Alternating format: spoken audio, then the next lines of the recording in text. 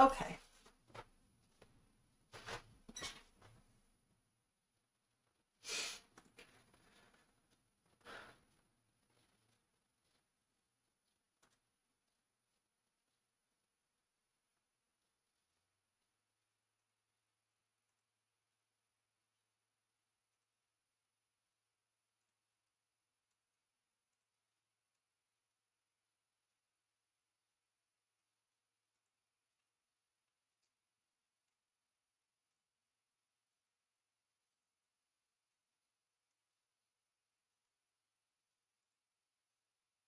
Ugh.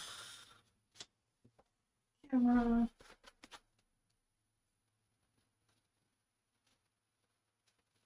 Maybe.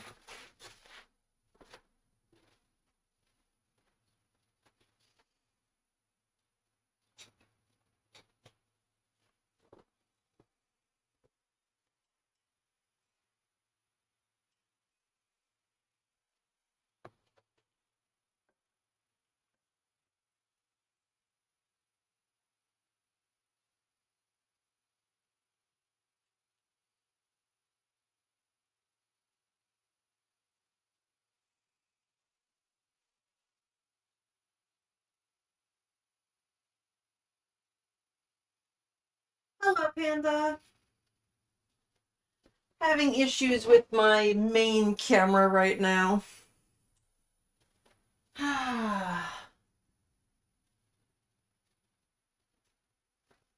I'm doing good. How are you doing?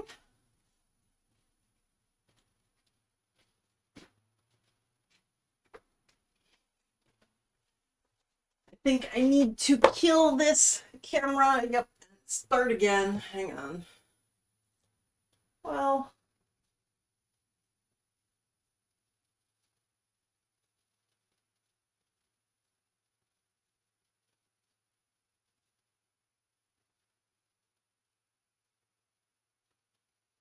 let's see.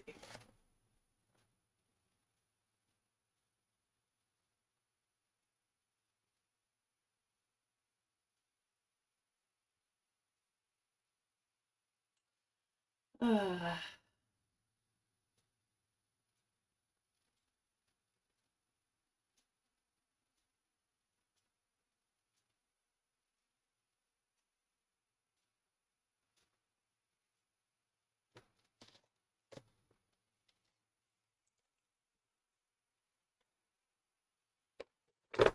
okay, well, we'll see if that camera wants to stay turned on now.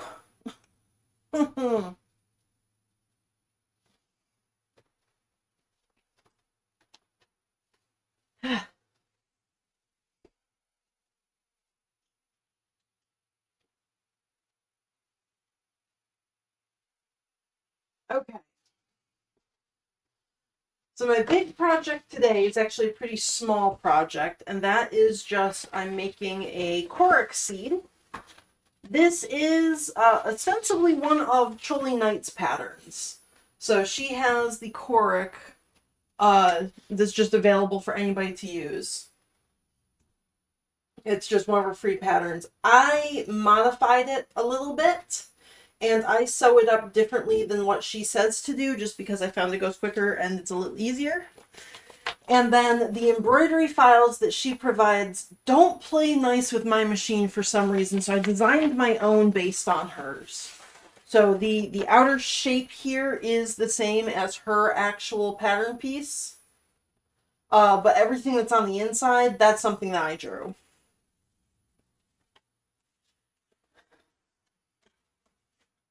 So a half custom Korok, I guess.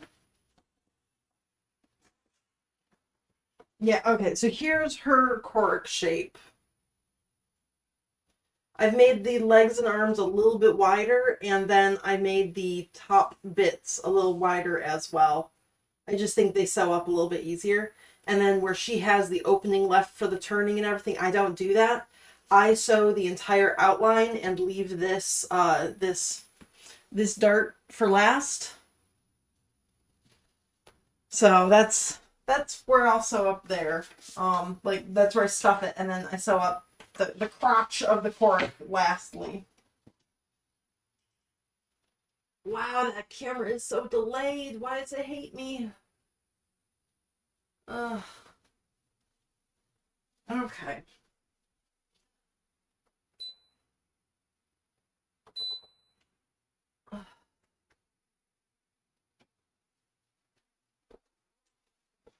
Ah, so many things to do. Okay, things up here.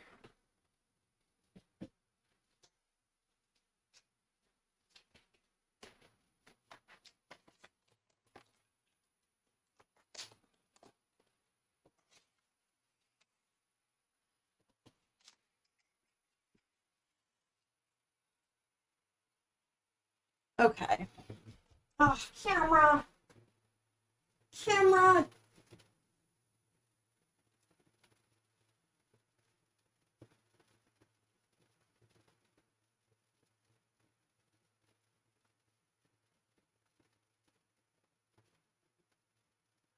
Okay.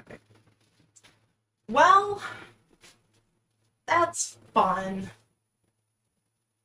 Don't know why that guy's not working. It was working just fine when I tested it like an hour ago. The other two are working just fine. I'm gonna just restart that one entirely, see if maybe that helps it out. I don't know why he keeps crashing. So anyways, I'm gonna make a cork seed today. And I believe the colors I'm going with is gonna be sage and then mocha. Let's see. No, I might do cappuccino. I can get that one easier.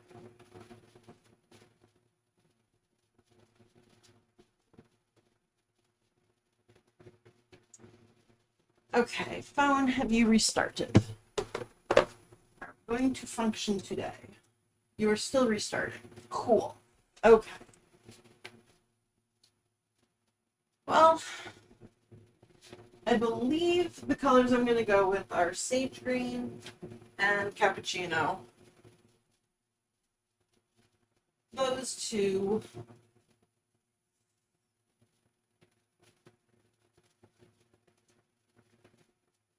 Oop, I also don't need to have a bat there. I'm not making a bat today. Oh, wait, bat.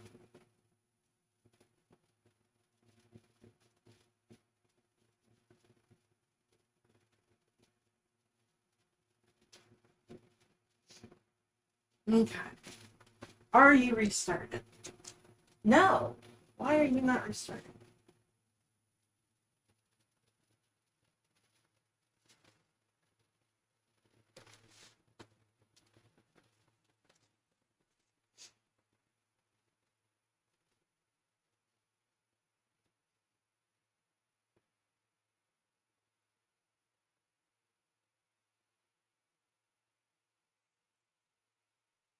I need a scene that I can change to that just says like technical difficulties. Hang on, because I have lots of them.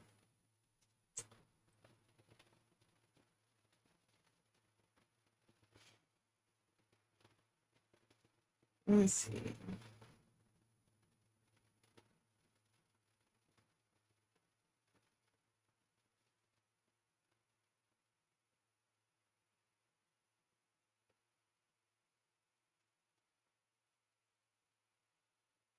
Yeah, I'm going to be using cappuccino and sage. So those are both good colors there.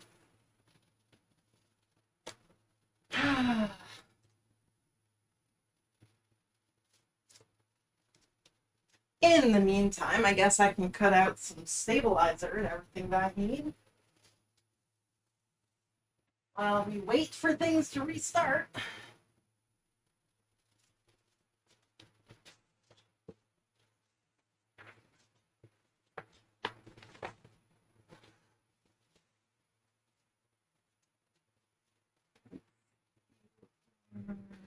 Still working.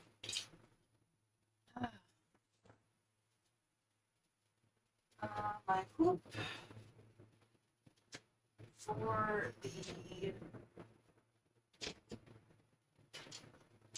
let's see, 12 by 20 stabilizer, is that what I'm looking for? 12 by 16.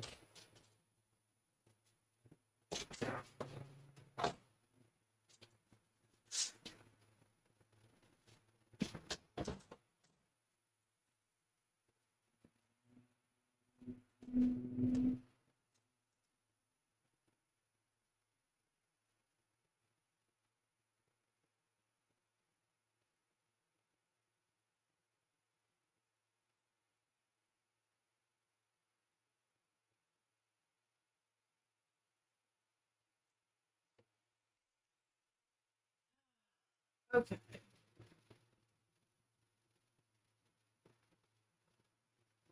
We're gonna hope that my camera works now. So I'm going to be using my 12 by 16 for this guy. It's just a little bit too big for my smaller hoop.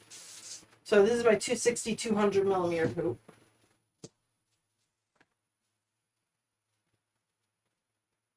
And I'm going to need a 12-inch piece of stabilizer for it. There we go.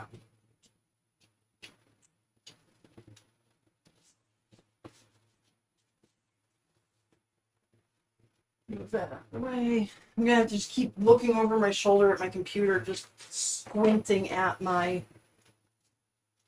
computer, making sure that the camera's still turned on.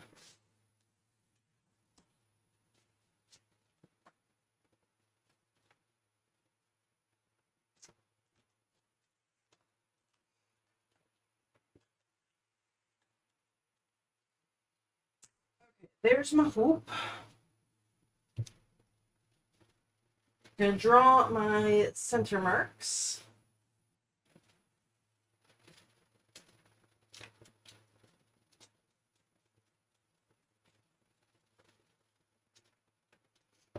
Okay.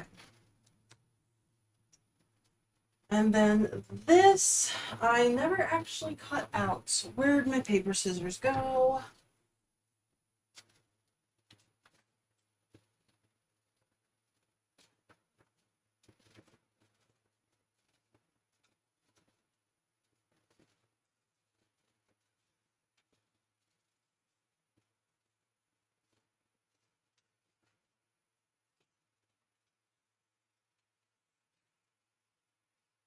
I'm just giving it a little bit of an edge around it. This is the piece of fabric that I'm going to need. I'm going to need one for the front and one for the back for this guy.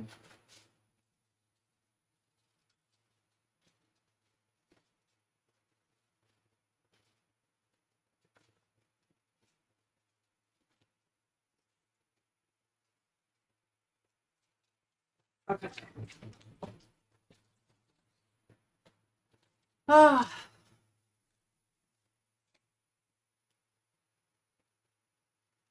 So that's technically centered, even though the face is not actually centered on the crosshair. And then it doesn't look like it's centered in the hoop either. That's where the fabric is going to go. I'm going to trace that out real quick as well.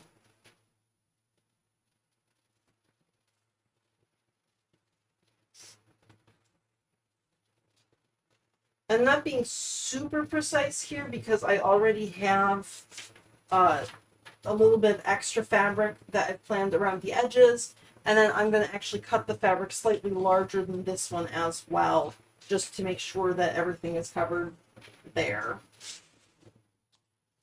Oops.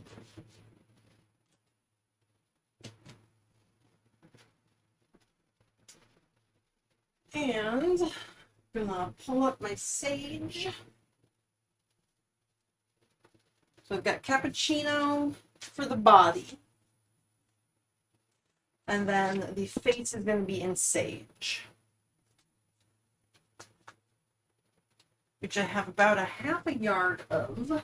Where did I pick up?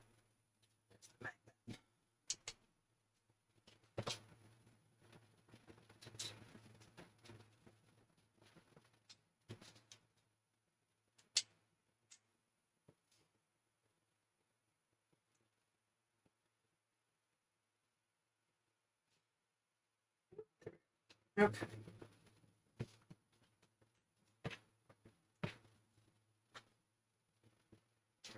this one's up there.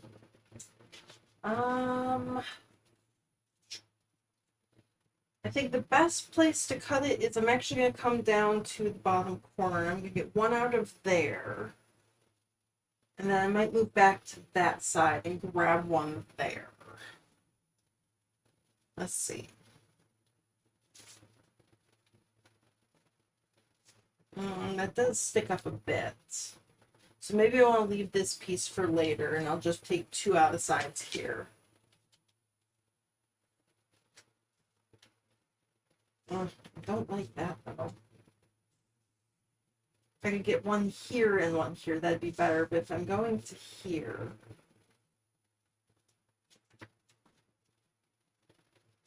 Oh, no, that's actually pretty good. Okay, I think I can get two out of there nicely, though.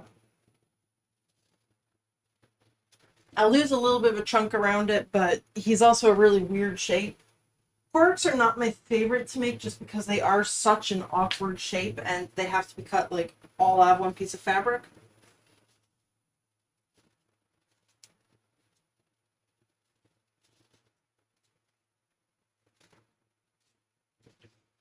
Okay, and then I'll get the second one right here.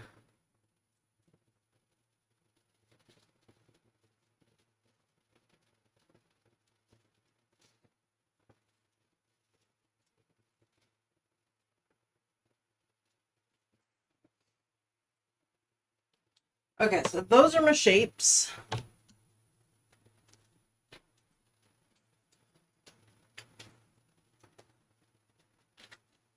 I'm gonna move this out of the way. Actually, move that right over to my embroidery hoop. Because that's where I'm going to put everything on there.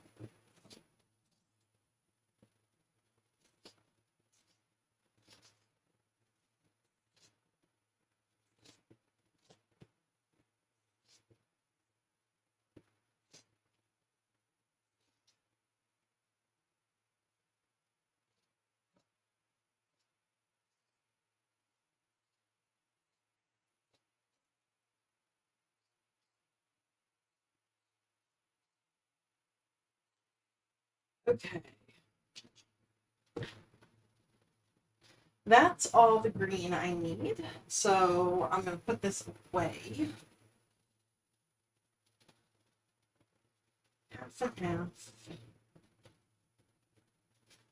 Ooh, I'm going.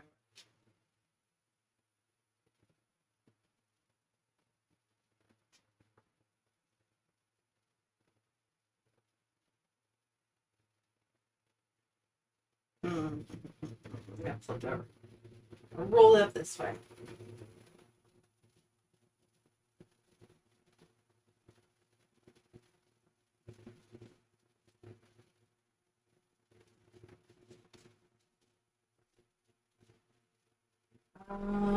Let me check what I'm doing, make sure this is the right.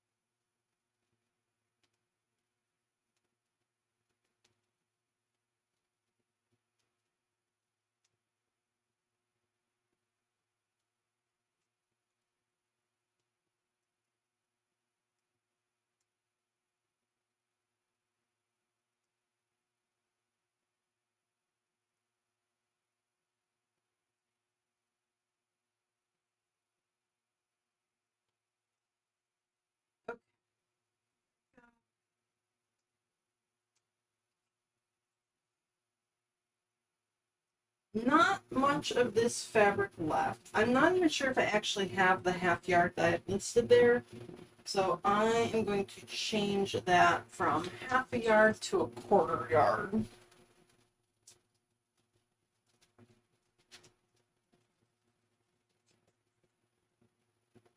So 0.25 yards.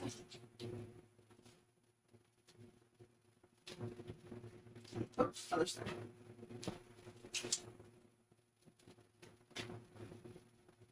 I I don't keep a full accounting of exactly how many inches of fabric I have, just a vague general idea. That way, if I'm pulling something out, like if I'm doing a big plushie, I usually know that I need like a quarter yard or a half yard, so I can estimate if I'm going to have enough for it, without being super precise and wasting a lot of time.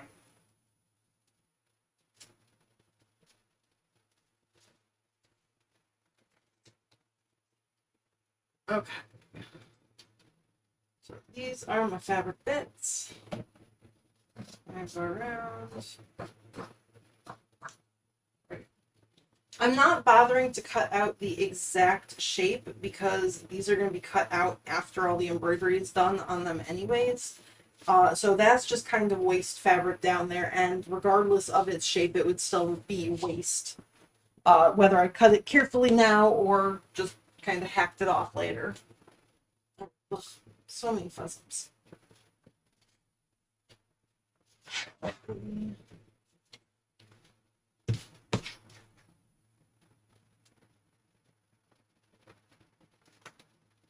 that's gonna go right there.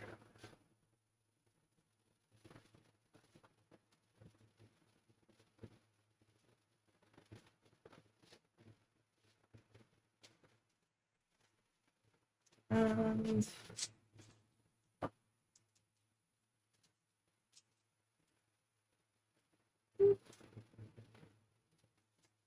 just put a little bit of tape around the edges just to keep it in place, just because it's not actually pinched into the hoop at all.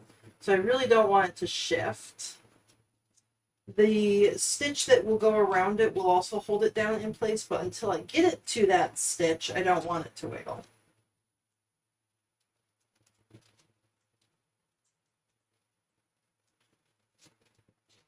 All right. And then I'm going to need a topper for it, which this one would work.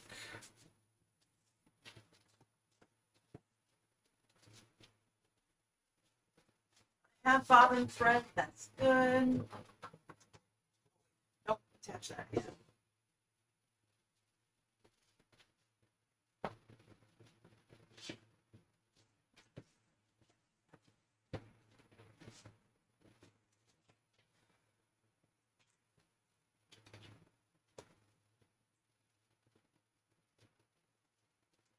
I'm cutting an entire strip of this, not just a small piece, because I like to try and keep this a nice straight line on there. The rest of the stuff that I don't use goes into a bin.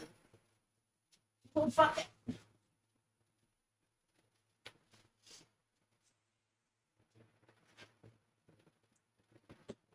And there we go.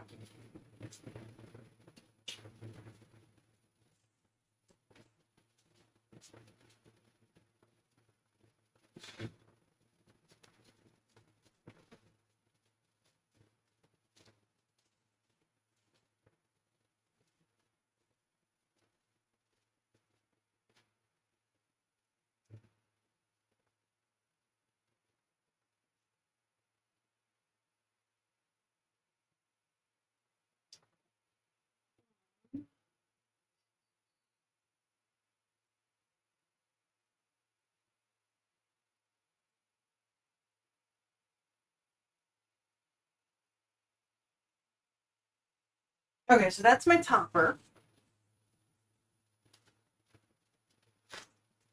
And that just goes right on top, as the name would imply. There we go.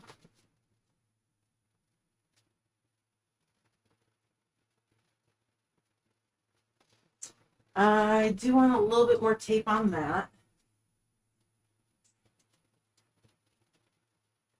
Just for, oh, no, oh, wait, I don't want to put that one on yet. I want to stitch it down. Okay.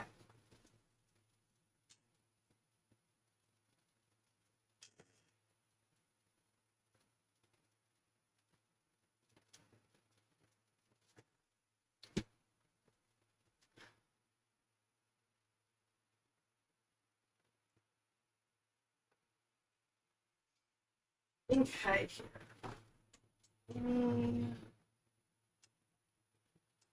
load that file in.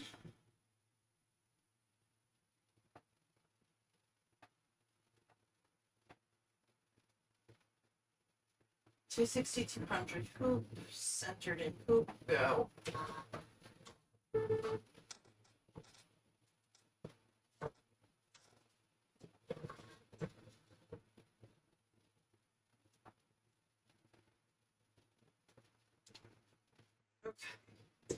The first color that it really wants to do is the outline, and then the yellow inside the face.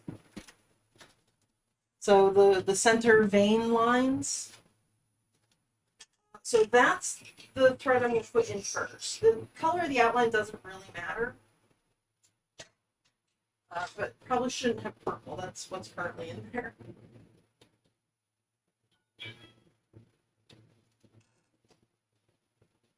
Oop, who just sent me a message?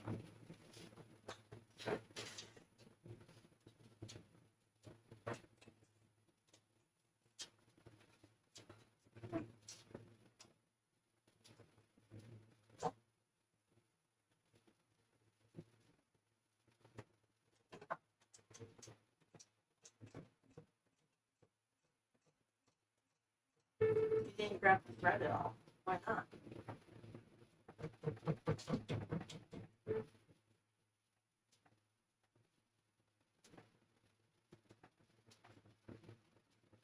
Okay, let's try that again.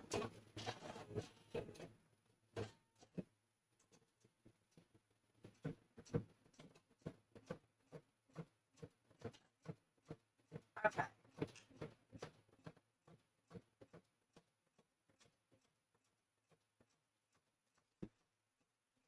So that's good. Just very slowly stitch around the outline there. And I'm going to see who sent me a message on Etsy.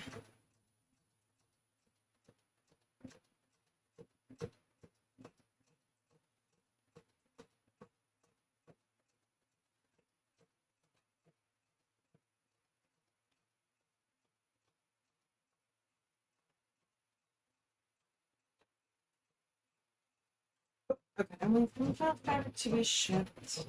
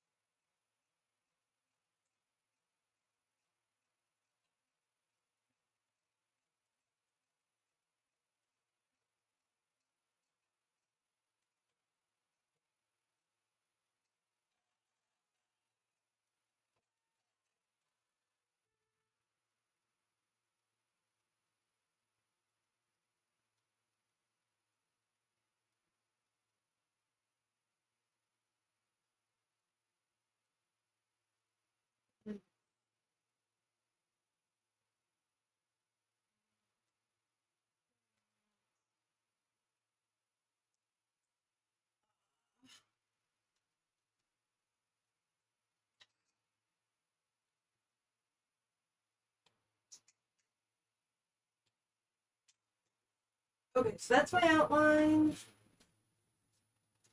Now I'm going to put...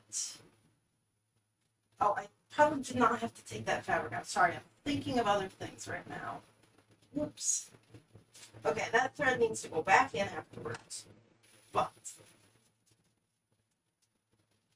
first this goes down. So I'm going to put those two there. Pin these guys up here. This keeps those threads from sinking into the fabric so that the design stays like on top and you can actually see it.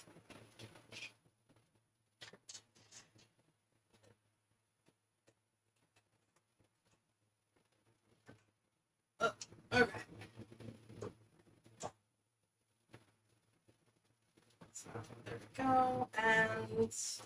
I'm gonna just let that work really slowly today because I don't really have anything else.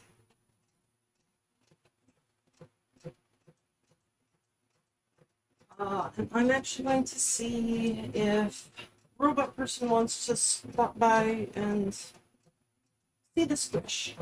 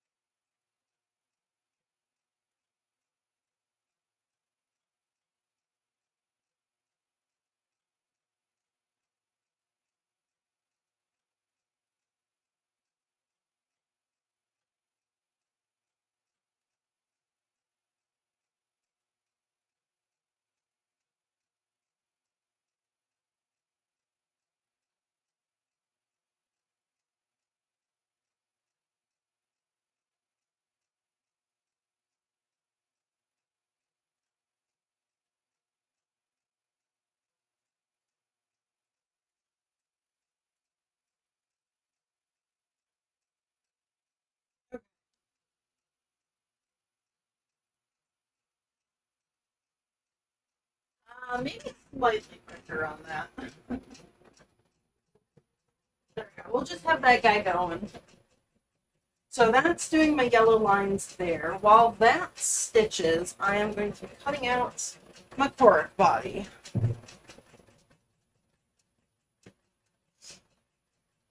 Which I will need a marker for because I need to trace the shape.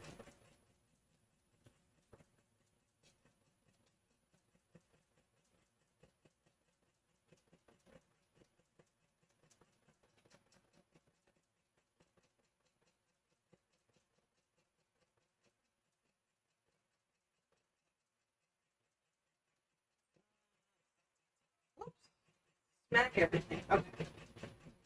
So this is my cappuccino. I have not cut anything out of this one yet. I got this one just in my local fabric store. They have the extra wide stuff because they do quilts and blankets. Actually, no, this is a little bit too much noise. Okay, you are going to go slow today because I'm just too much noise, a little overwhelming.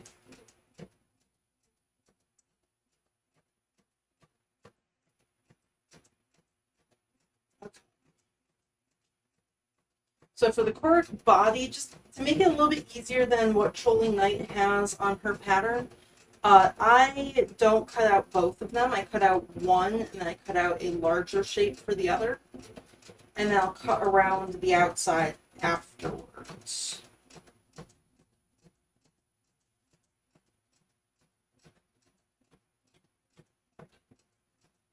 I think it's a little bit easier on me, just personally. I found if I have a little bit of extra fabric around these small little curves to go around. So I'm not actually going to cut out this full shape. What I'm going to do is cut the rough outline of him and then just layer the two of them together. Once they're stitched, I'll put this back on top so that I can get that V for both of them. But for now, I just have the one traced really well. That's going to be the one that I sew on top.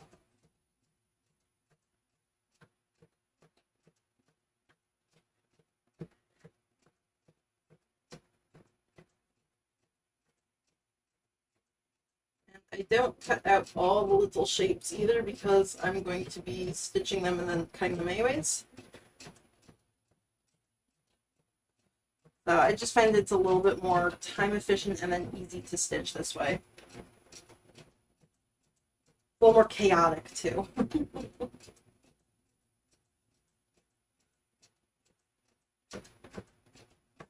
There's no precision going on here.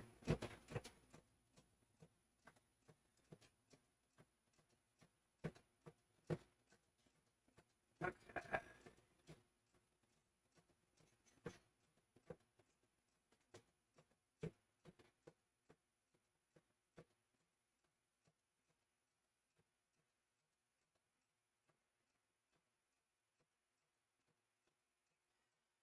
And that is all the fabric that I need out of this one.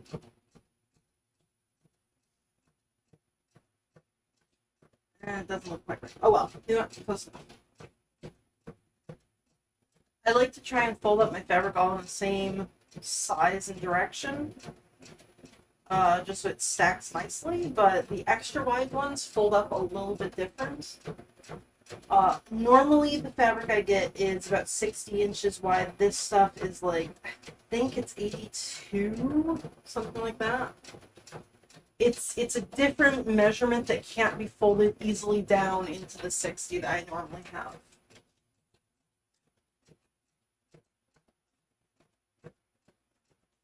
And it's still about a half yard. I haven't used up that much by taking those little bits out, so I'm going to leave that as a half yard.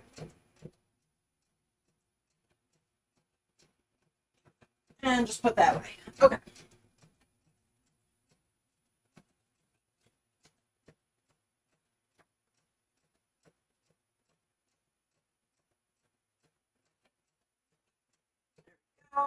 Layer the two on top of each other. I am going to put pins into all the little bits there just to keep them in place. Find my pin cushion. There we go.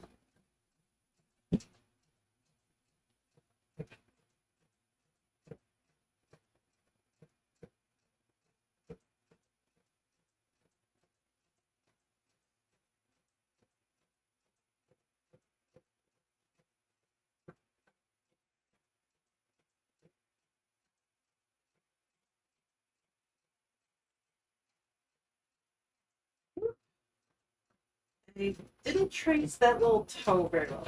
That's actually not close enough. I'm going to move that around here.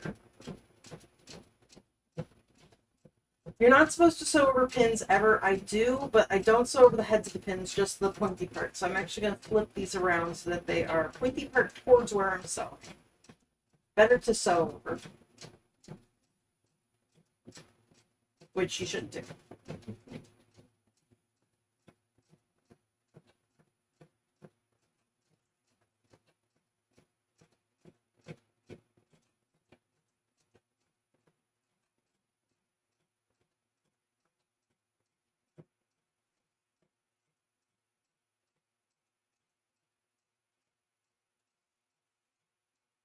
I think he's going to be mostly held in place. Maybe that top little curve. Like that. Yeah. Okay.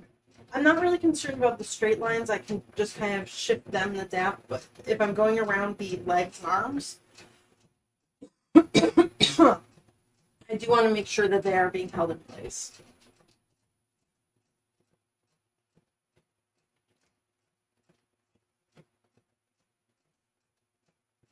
And then this guy gets sewn together.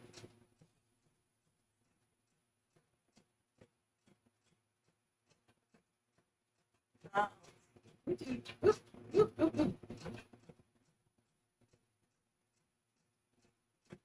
Okay.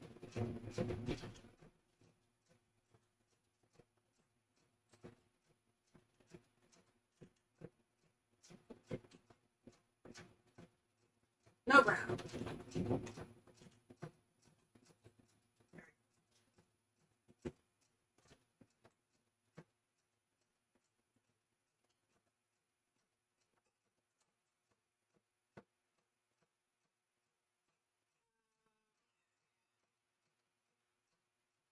Is already set up, ready to sew. I was sewing a little bit of the stitch plushie I'm working on earlier this morning. So he's all set for that. Let me grab my phone so I can actually see chat and if anything exciting happens while I'm stitching this up.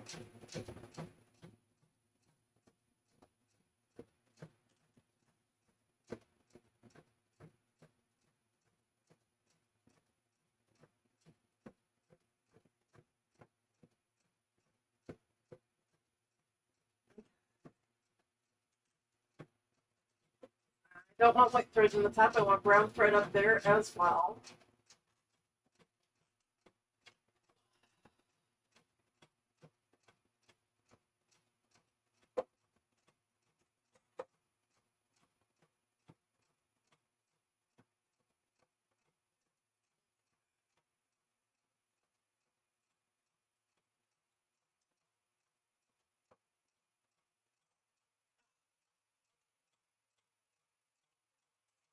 I need to realign this needle threader. It's not quite lining up with my needles, but the problem with doing that is I'm lazy, and I basically need to take this arm off of him and then flip him around, and there's a tiny little hex screw in the back there that I need to then loosen, align, and everything and put it back. And that just feels like a little bit too much work for me, so I'm just kind of dealing with it right now.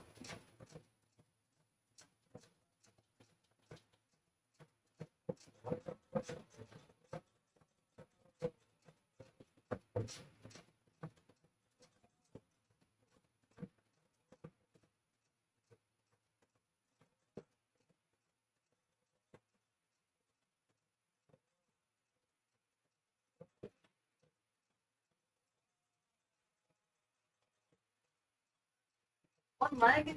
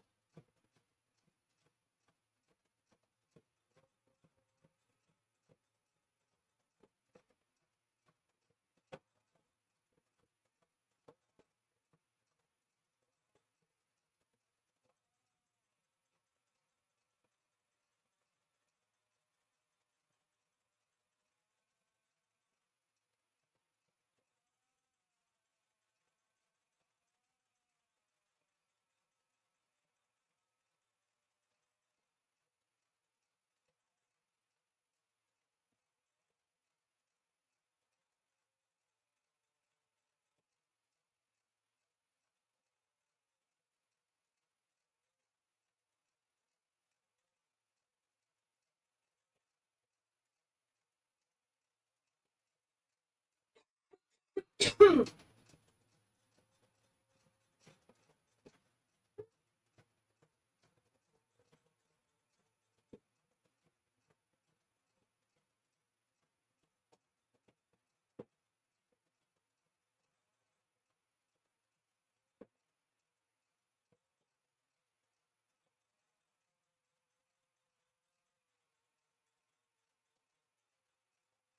this is where Holy Knight says to leave a little gap just so you can flip them. I don't do that.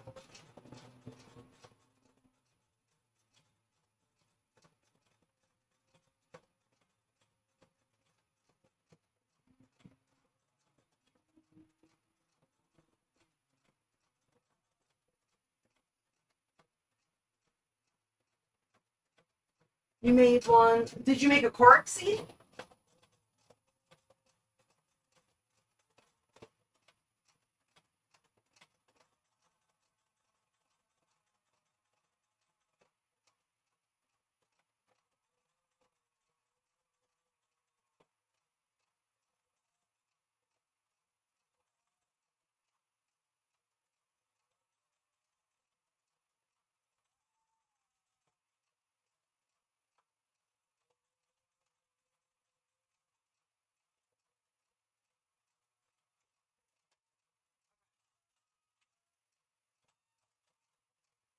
Big seal plush. Ooh.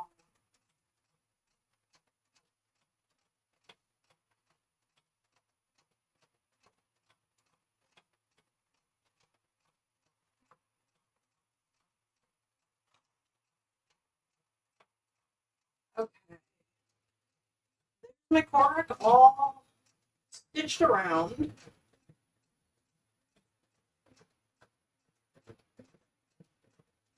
And now I can actually go and cut around him nicely.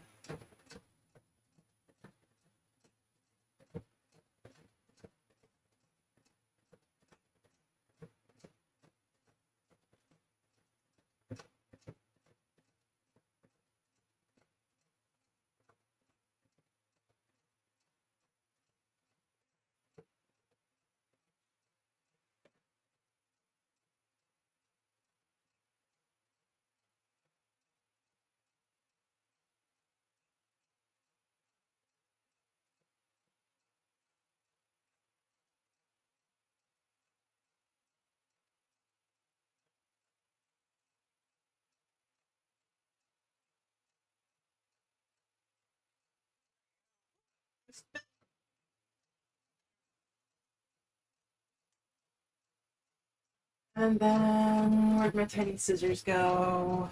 Oh no, tiny scissors. There we go. Okay. Because anywhere there's like that C shape in the stitches, you do have to make that little tiny clip in. Just so that when you flip it, his arms and legs are going to actually turn the right way.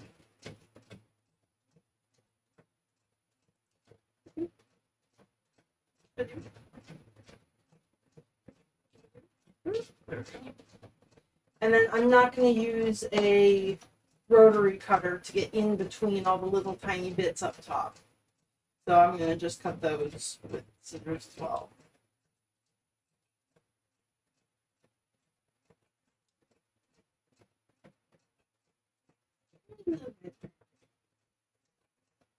So this cork is actually going to the same person who ordered the Floppy Dog plush that I'm working on. I won't be working on Floppy Dog today, though. Floppy Dog is not due for a couple of weeks. I think I've got 4 or 5 weeks left on Floppy Dog. Maybe even more than that. So I want to work on the ones that are due sooner. This is just a real quick, easy project. So I'm going to get that one done and then possibly send that one out early, just depending on how long Floppy Dog takes. But what I really want to work on today is that stitch plushie I was working on. So I've got it to here. I have most of the lines and like the spots for him. But once I start turning this into like an actual full plushie, I'm not sure if I want to do something Disney related on stream, or if I do, I'm not going to be putting in my description or anything because Disney's just really kind of makes me antsy just because of the way they've been on other sites. I don't know what their moderation presence is on Twitch to make sure that people don't do things there. But yeah, just in case, I'm not going to work on the stitch on stream. But I've got him to about where he needs to be. I've got all the bits for him. I've got the lines drawn. I do need to verify with the person that this line on the back of his head is in the right spot because it's from the reference to the plushie, it doesn't translate over exactly. So I want to make sure that it still looks like what they were hoping for. And then they wanted semi-floppy ears that would at least hold their shape. So it is scrunchy. You can scrunch up the ear, but it comes back up to its original shape. So that's kind of happy with that way. But the ear shape I'm not exactly happy with. I might need it to go more up like that based on the reference.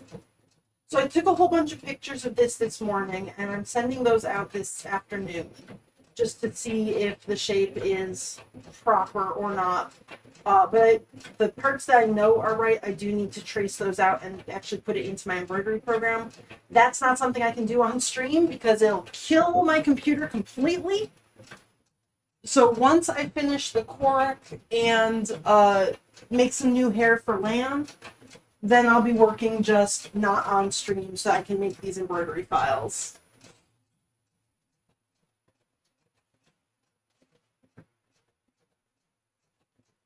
But, okay, Korok time. Where did I put the pattern? Yeah, there we go. Okay.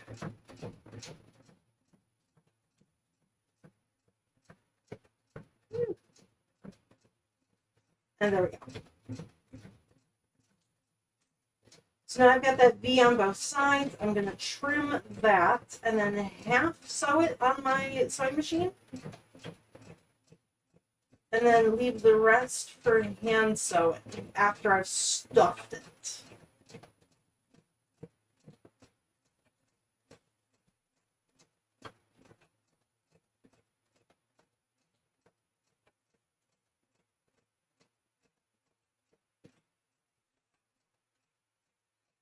That's amazing. Oh, thank you. You made 2 bats. Like, what pattern did you use? Did you make a pattern of your own, or did you use like what somebody else's pattern? Because I normally make the BZ bats, but there's another really cute bat that I'm forgetting the name of the person who made it, but I really like that bat as well, and it's a little bit easier and like flatter shaped, so it sews up quicker. I like that one too. I just think bats are cute. Trolley, okay, the trolley ones, yes, that one's a cute one too. Oh, I don't know if Spoonflower is still a thing. She used to sell on Spoonflower, and might still if Spoonflower is still around. She would like sell like the pre-made bat fabric, so it had like all the patterns on it and everything. Those were really cool, and I had contemplated getting some a couple times just to have printed bat fabric.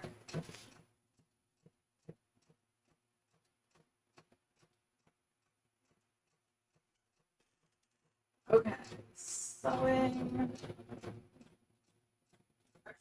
I figure out what button to press to change the cameras. Oof. Really good at technology.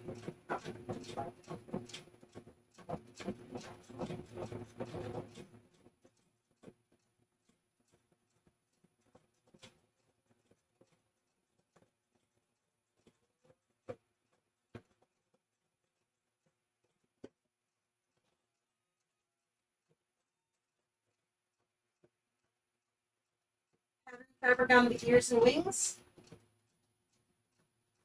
Oh, like a the cotton fabrics, whatever that have the patterns on them. That's cool.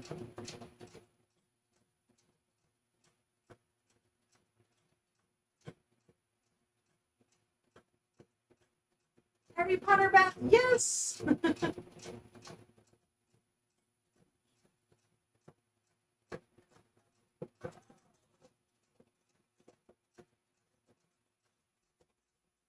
I mean that fits because like witches, wizards, bats, whatever.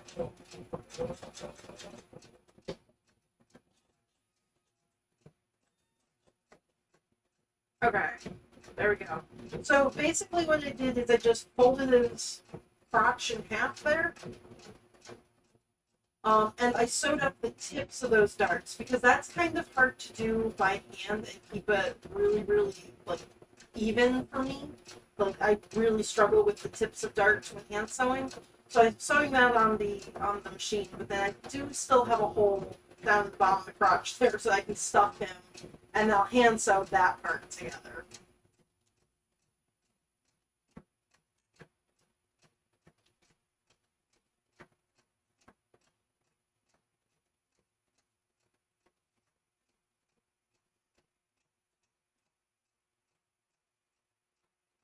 Blue with checkered pattern and black with rose, like the like Harry Potter specific patterns, like Ravenclaw and well, black with rose. I don't know what black is. Slytherin.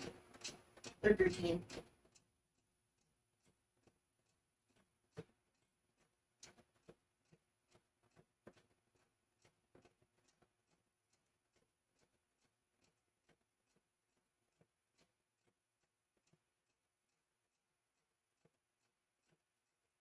Your Twitch profile picture is the 2 bats you made. Ooh, okay. Let me flip this cork and then I'm gonna go click on it.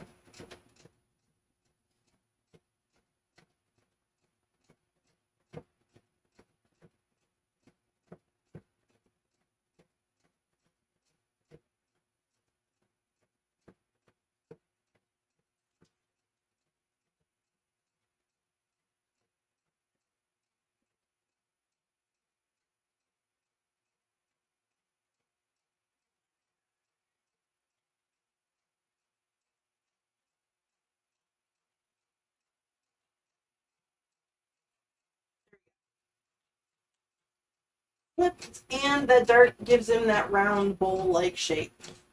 Okay, let me go click on things. Can I do that from OBS?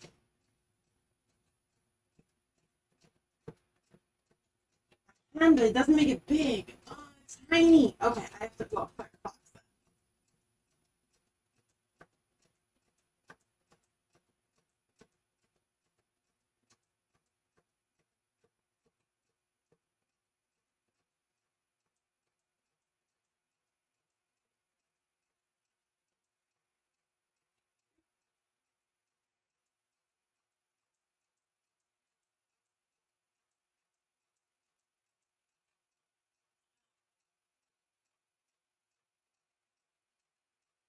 Oh my goodness, look at their little noses.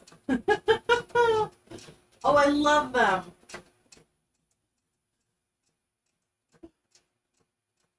Oh, I like the pattern inside the black one's ears. Oh, that's pretty.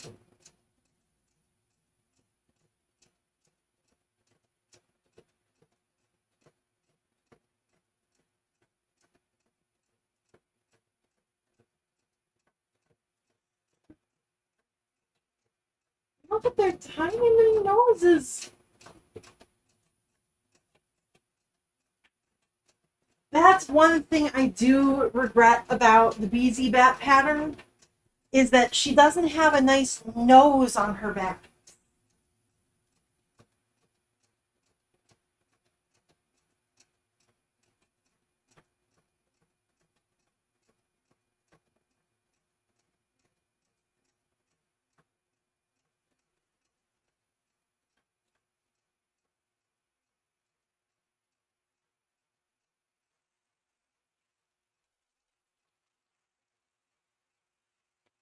The gold is shiny. Oh.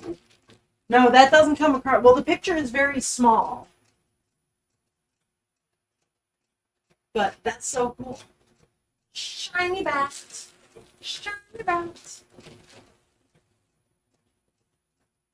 So the corks get the nice stuffing inside of them just because there's so many of these little spots. If I put the regular stuffing inside of there, sometimes it kind of clumps up and then leaves those spots so it doesn't stay in place. In which case, like, the top of the cork eventually becomes like flat like it is now and empty, and it's not great. They definitely look like little heart noses. I love them.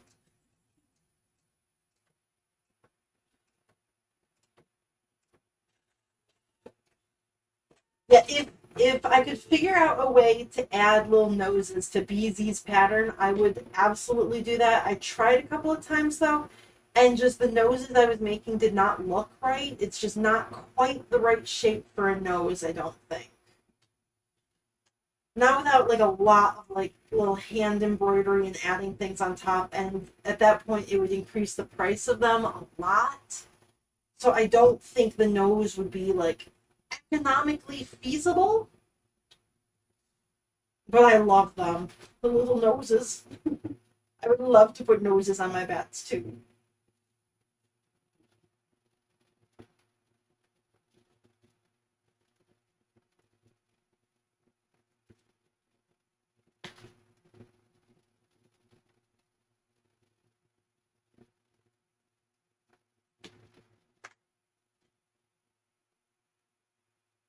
That I don't need to put in with the forceps because it's big enough and close enough. I can just shove it in.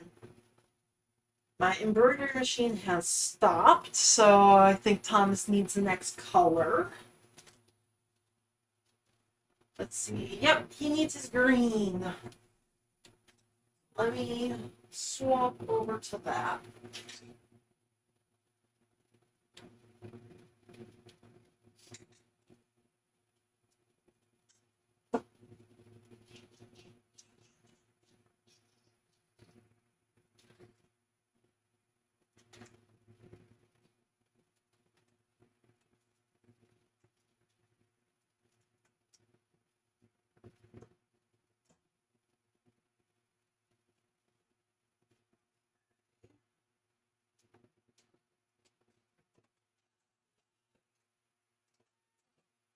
And the way this color should be designed, it's not going to cut the thread in between each of these little blocks that it's doing.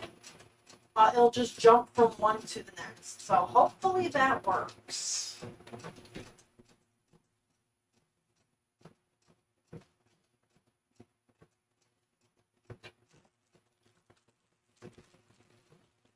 Those are so cuddly, nice sides. We use a lot of them. Yeah. Yeah, they can really cut into the Minky. Like this little guy, not much at all. Like very small amounts. But like Lan, this plushie here is going to take easily a full yard of fabric among all the different colors I'm using.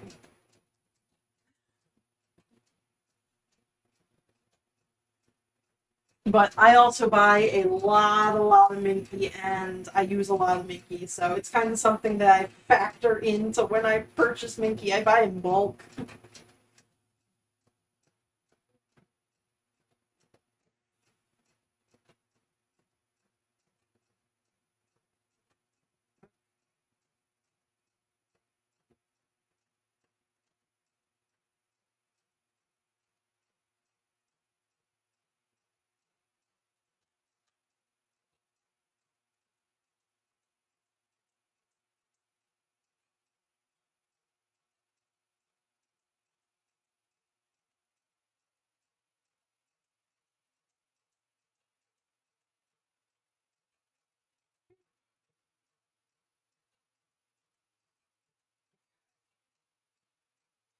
I'm just trying to get the nice stuffing into his arms and legs here. Because the center of his body, once all of his like extremities are stuffed, I will put some of the cheap stuffing into the center of his body where it doesn't really move around a lot. I just need the nice stuffing up in the bits that will empty out. And like this one's already trying to empty out already, even with the nice stuffing. So I do want to just make sure that it gets up and in there.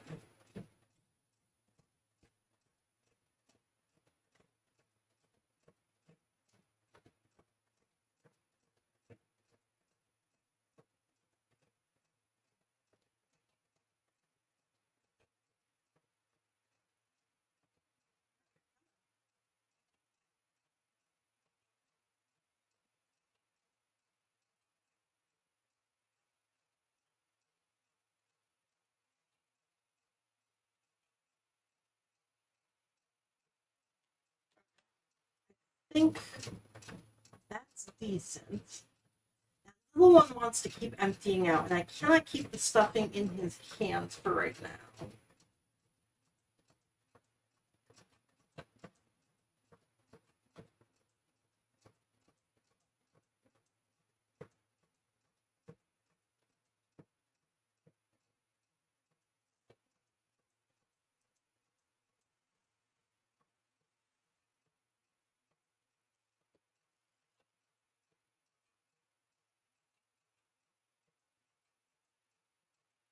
Most of your money next page going, Minky ads. Have to save some of your birthday in August. Okay. See, that's why I like selling the plushies, because I get to buy the Minky or whatever else I need because it's paid for basically by somebody else.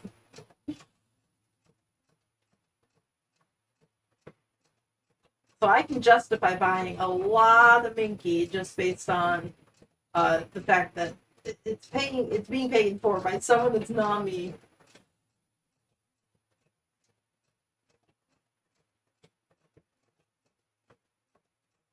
I'm gonna put a little bit more nice stuffing. I'm gonna feed this up around because I do want a little bit more up top now.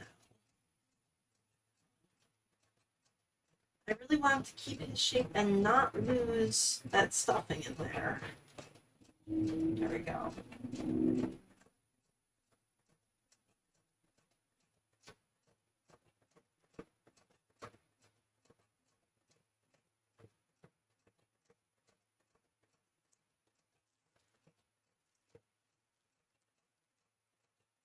Okay. And then soft stuffing in his little hands. stay in there.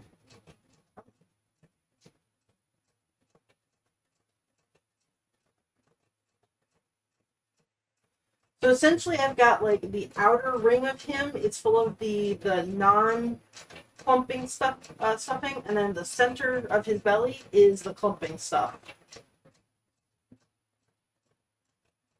Because this isn't like mochi minky fabric, it's gonna feel about the same way once he's stuffed. It's not like this needs to stretch like mochi does.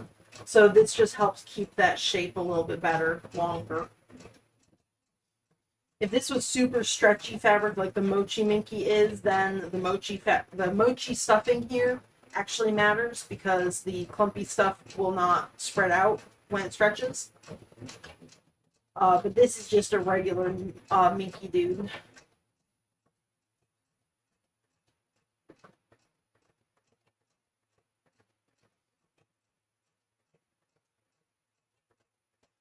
It's a little bit more in the center. Stuff both of his feet.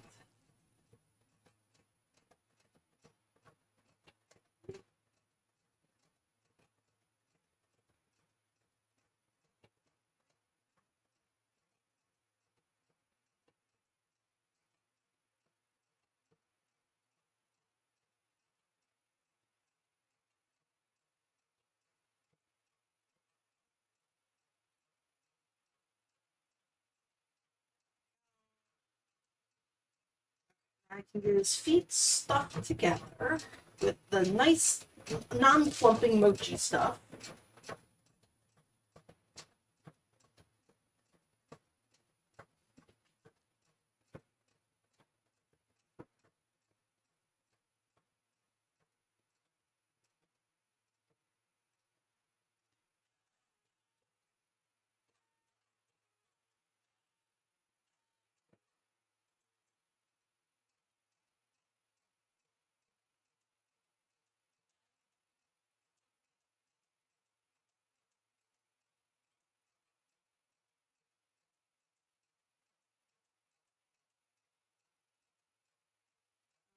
A little bit more in his feet's there.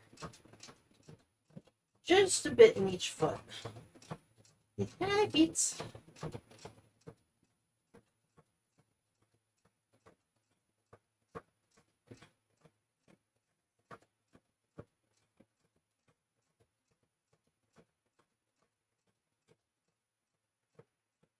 He still has a little bit of a gap right there. Okay, so I'm going to feed a little bit more of the mochi up into there, just kind of shove it into place. And this is where the forceps are really helpful, because basically I'm going to feed this up along the edge of him and then leave it right in there. So I'm just, you can maybe see, it's kind of like a face hugger, the chest burster from Alien, just moving up underneath him, under the skin there.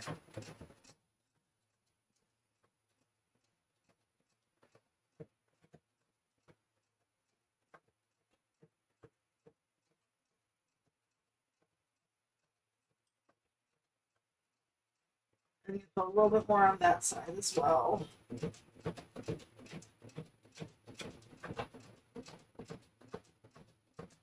Okay. I like that. That's a little bit better.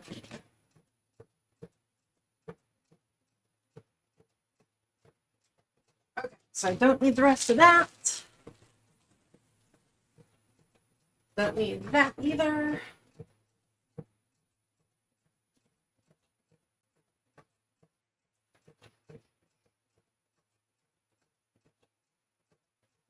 And I may speed up this guy again.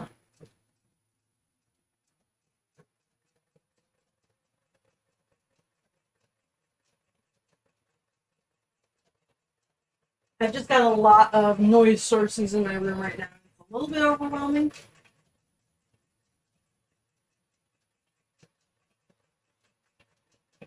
But so long as the air conditioner is off right now, I think Thomas making a little extra noise should be fine.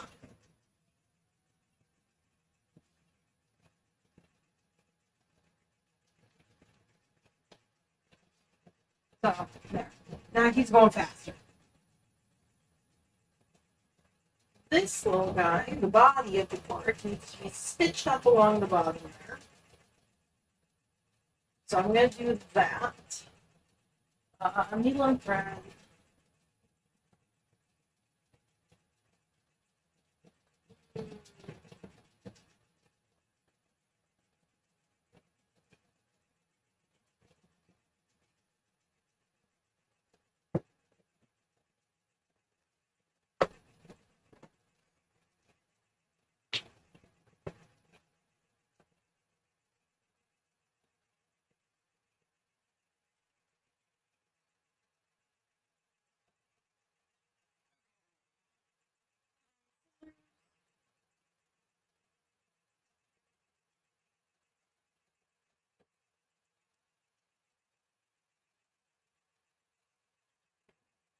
This is probably too much thread. I don't think I need that much. This is a very small bit that needs to be actually sewn together.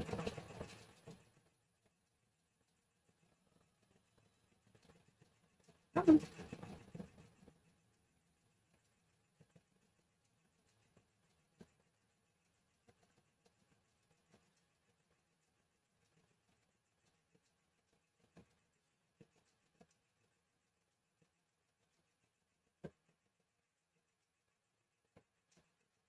And this is going to be its front. Is it? This side's a little bit flatter, and it's usually easier to stitch a face onto the flatter side. I'll make this his face.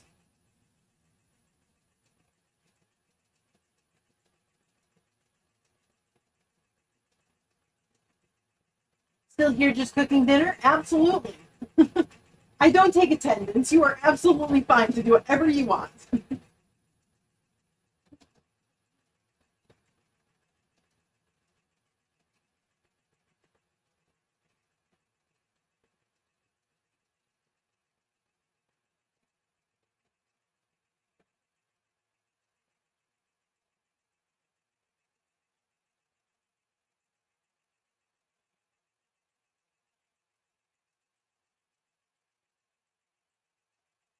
Oh, okay, that's getting a little bit noisy again.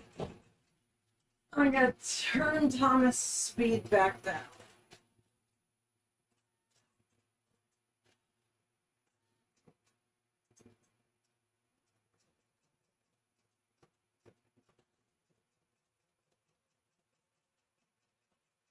Okay, I think he's gonna go right there for now.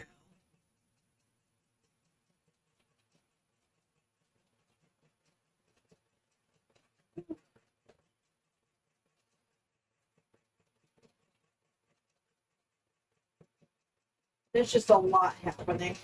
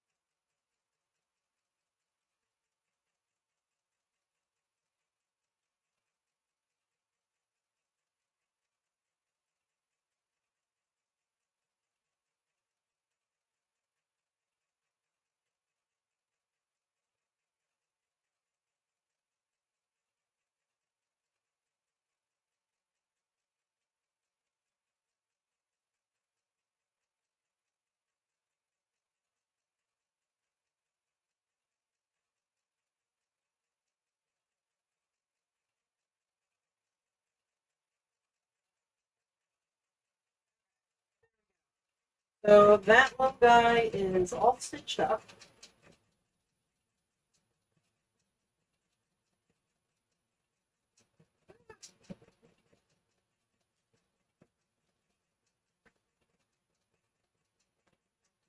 Now I'm basically just going to wait on the face for him. And then attach the face on. I probably actually have enough of that thread there that I can just attach his face that way. So that's pretty cool. Yeah, I totally meant to do that. You're excited to finally have a desk and room to work in, just waiting to buy all the stuff? Ah, yeah. The waiting's the hardest part, but that's really cool that you're gonna have like workspace, crafting space, and everything. That's really cool. My favorite part about moving to this new apartment that we're currently in is that I get my own craft room for just sewing and nothing else. It's lovely.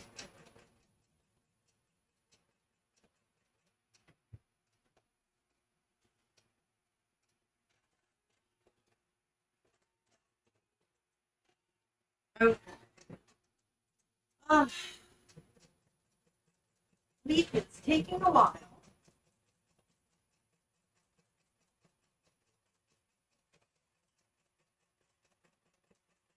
Boyfriend will be sharing the room with you, so you'll have, okay, well, still, having space. You'll have half of a room, or the full room when he's not busy. Okay, so pork, I'm gonna just set to the side. I don't need either of these pieces, so they're gonna go back in the pattern container for later. And I can put that away.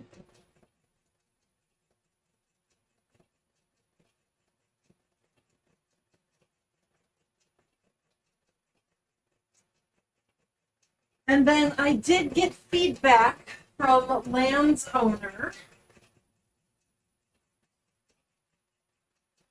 So I'm going to be working on his hair. So I made the hair in paper first, just because I wanted to make sure that I had the right like look to it, and I do not. So I'm going to be doing it again with the feedback I got to just make new hair out of paper. So not a lot here. It's literally just redoing this hair bits here. Sit right there, for nice. So not a lot to do on Land today, just because yeah, the big project for today is I need to make the embroidery for Stitch, and I can't do that on stream because I'll kill my laptop with that.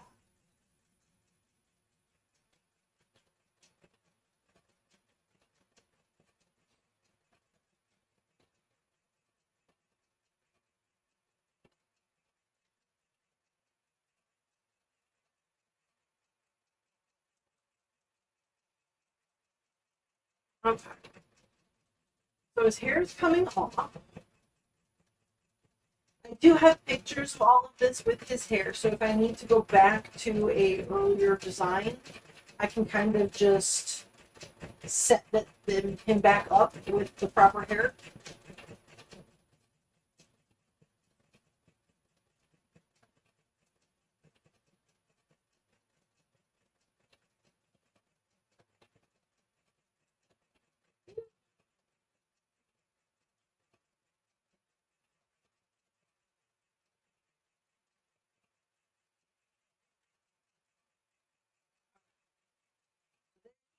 Balls all over again.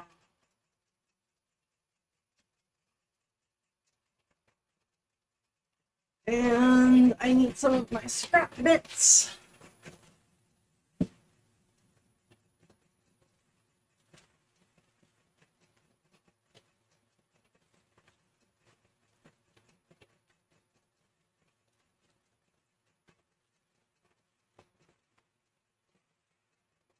Okay, that'll probably be good.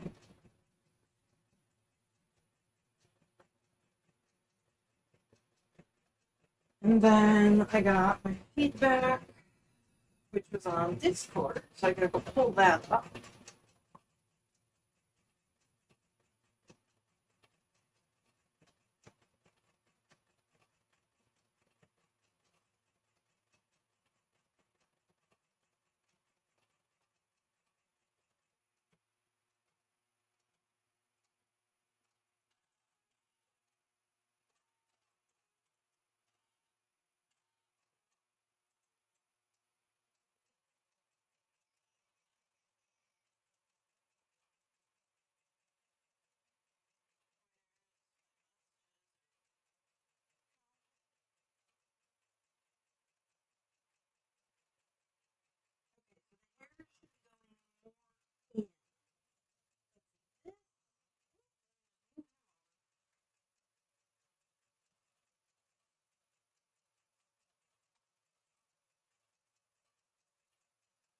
I'm going to do, I think, half the head at a time.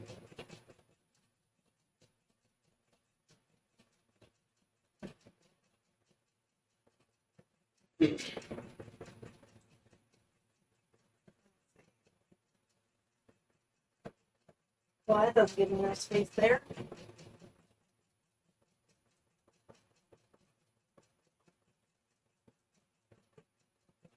So maybe an angle. I need a surface I can pin into here.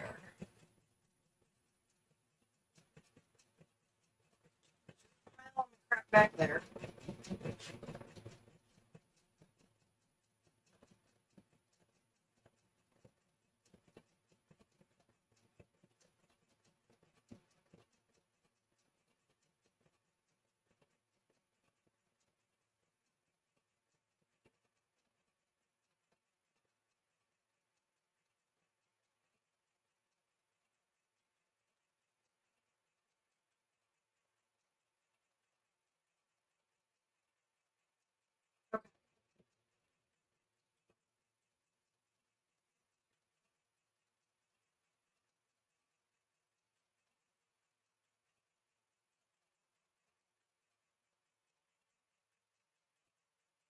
So having the hair curl in a little bit more is what I'm going for this time. So I kind of had like a puff at the end where all of the hair went out in different directions, but we're going to be going a little bit more curled in this time. Okay. This is going on the ground, like in trampoline. There we go, it's out of the way now. So I still want this shape up at the top because that's where it has to go around his eye visor.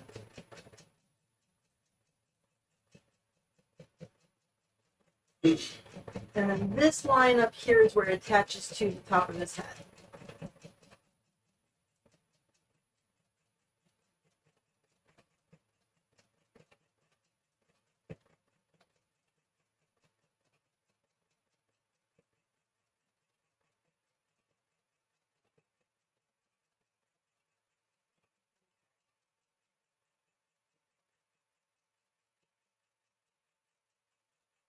But then for these guys, have it maybe curl in this way more.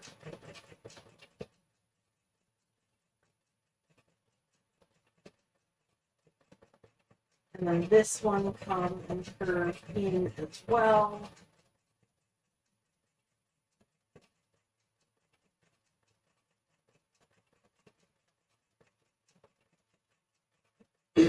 And then these two, at least in the sketch, they look pretty much the same. So I'm going to leave them where they are.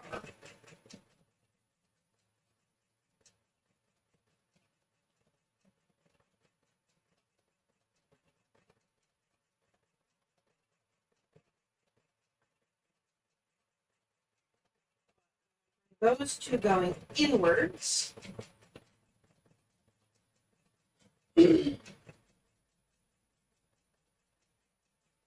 And it looks kind of the same on both sides. For the top of the hair, they'd be going more swooshy outwards rather than what I had, which was, which direction? There we go, like that. So they went swoopy, kind of like straight lines. If they curve a little bit more is what it looks like in the drawing.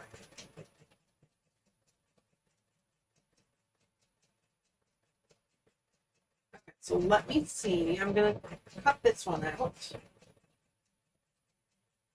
And then I'm going to put it right next to that one just to kind of see how that looks on his face. Just half and half, like that difference there. Paper, scissors.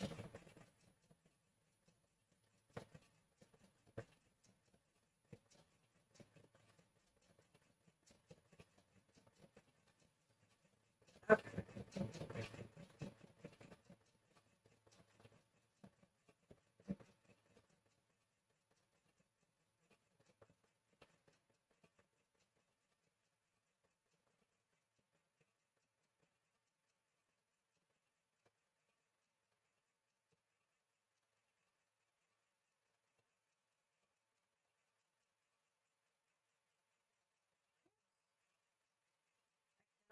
the lines that I drew.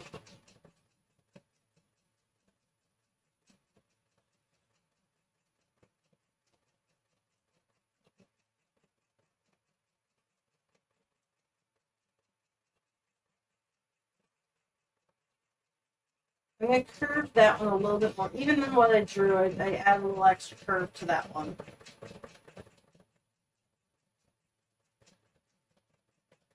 Not that much curve.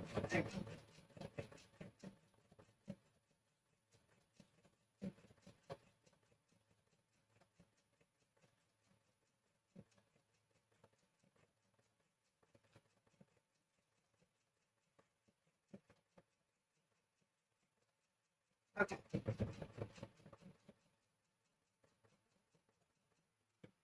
Those are my little bits. I probably don't need any of those again right now.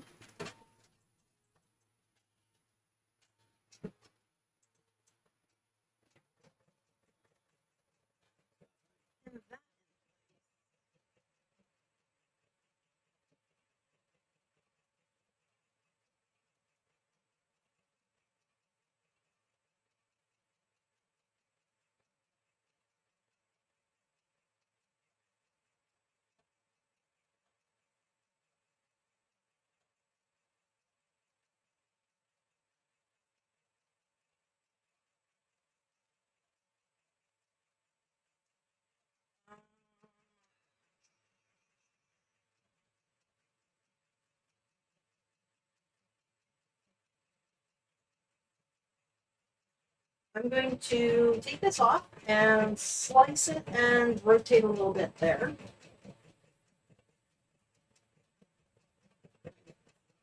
Just because that fluff is now hitting his nose, and that won't work out great. I want it just a little bit farther back. So what I'm going to do is I'm going to just trim this.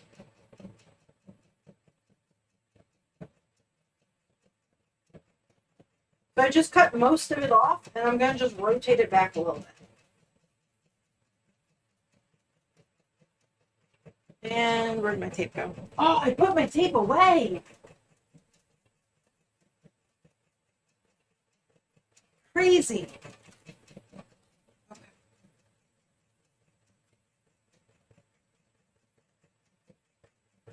There we go. So let's see. Putting that back on his head now.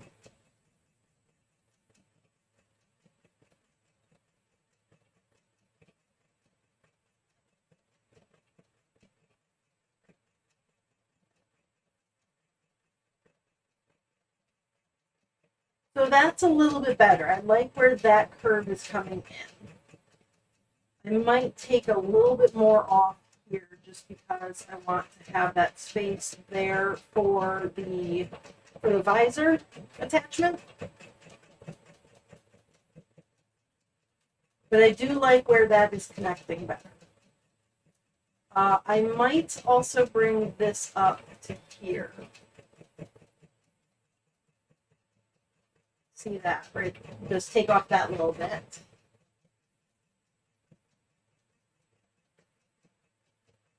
Move land back out of the way.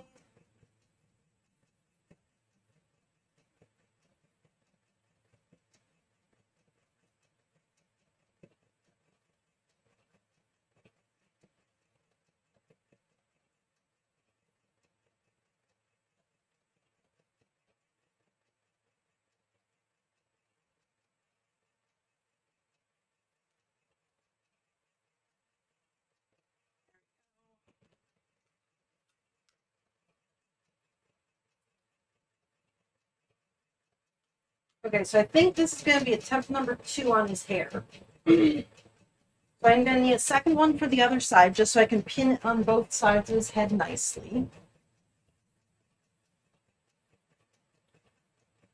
There we go.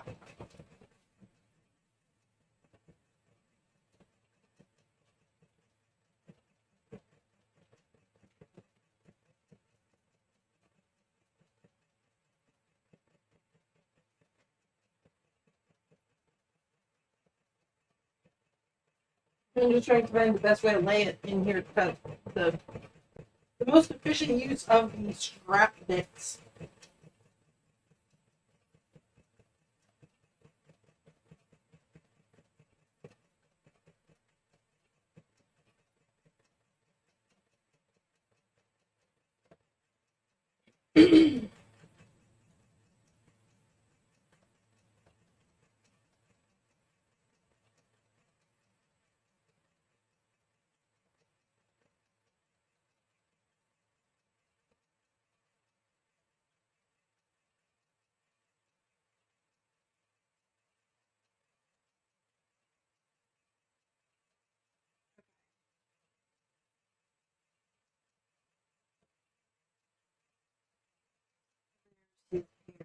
Part two, side B.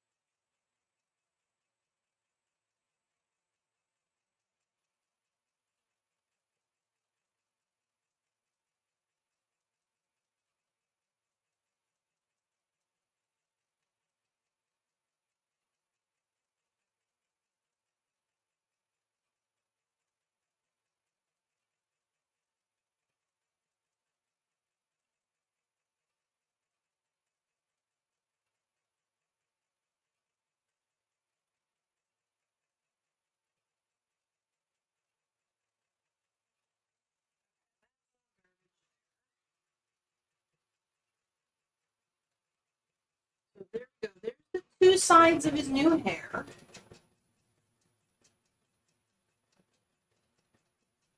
And let me pin that in place.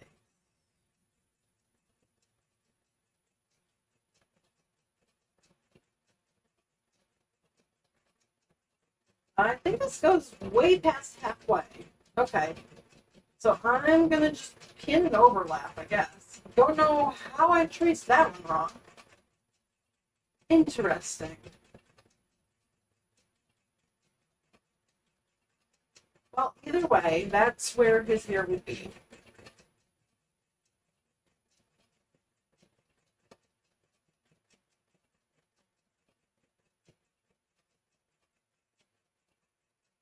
And then it would be tacked down in a couple little places, just to keep it in the right location, general location there.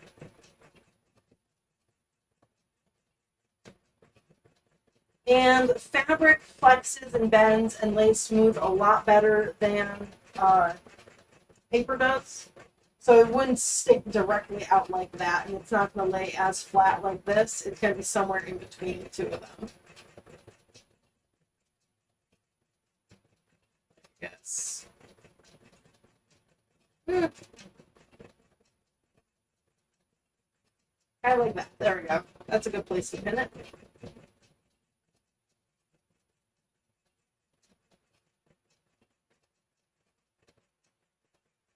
Okay, what else did I have in the picture?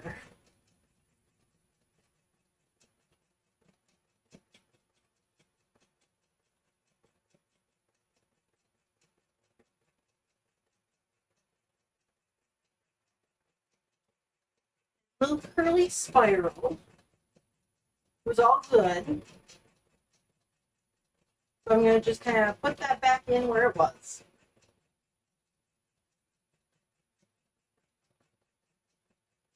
And then this piece that went, let's see. Ugh, too many holes, I can't figure out where it was. I believe that was the line to the back of his head. Yeah, that looks right.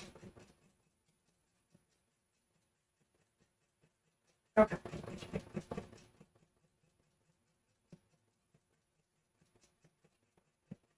So let me trace that one out again. It's gonna be big enough.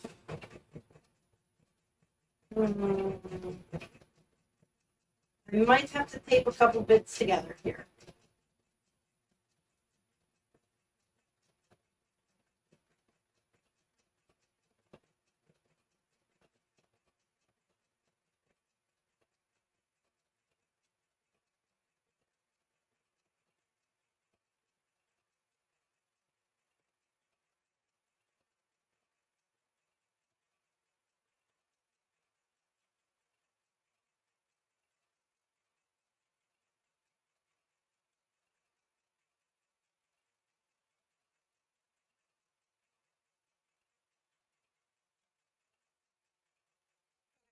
So that's my new shape, or the base of the new shape. I'm gonna draw the lines across. Okay, so that's about where the back of the head is. Looking at my picture reference. Oops, yep, I'm gonna maybe need to put a little extra on this. I'm gonna make that more swoopy.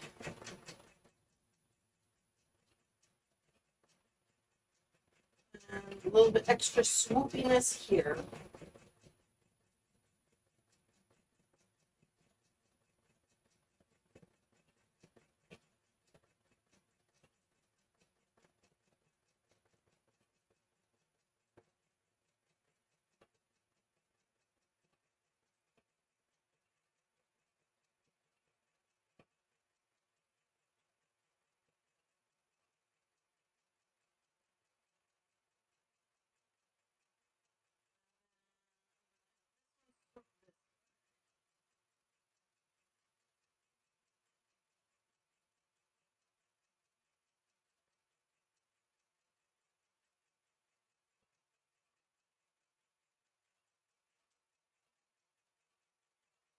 Okay. I've gone from kind of like chunky looking hair into more swoopy looking hair.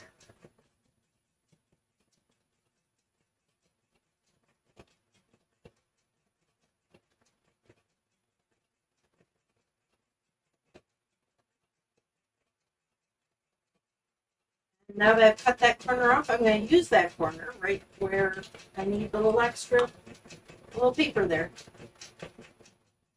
Perfect. Look at that.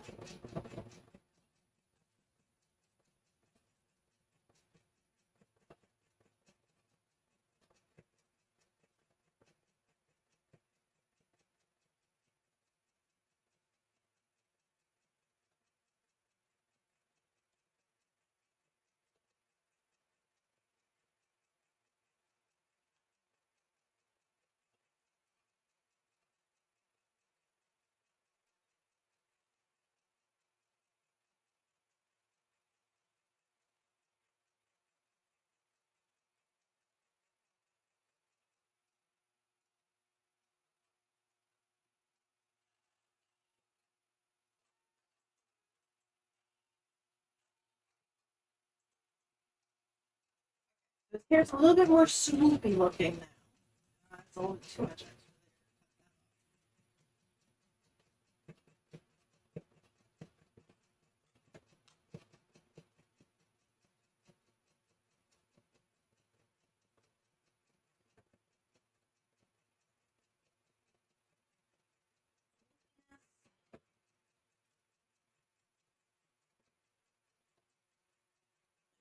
Move that right out of the way. Okay, Lan, get your hair.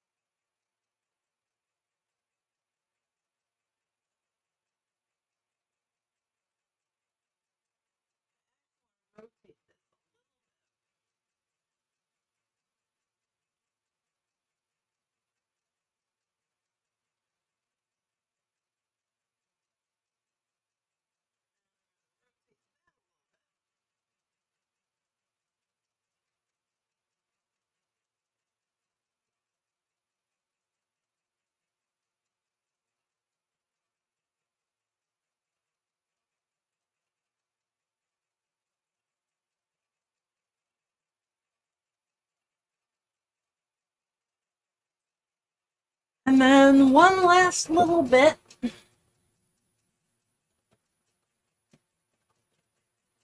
Because the sketch that I was given had like a little like cowlick kind of hair bit sticking up.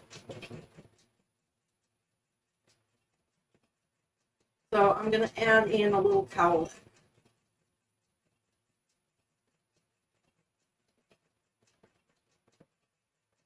Something like that. Now, in order to make this stand up, I'm going to do like the paper doll type thing where I leave a tab at the bottom of it. I can fold the tab and then like pin through the tab just to keep the cowlick itself standing. So I didn't cut out the bottom there. I left that tab there. And I'm going to give it a little snip. Just like that. And I can fold it forward, backwards, forward. And now those tabs are where the little tabs on either side, that's where I'm going to actually pin it down in place. Take that pin right out because that's kind of where I want it.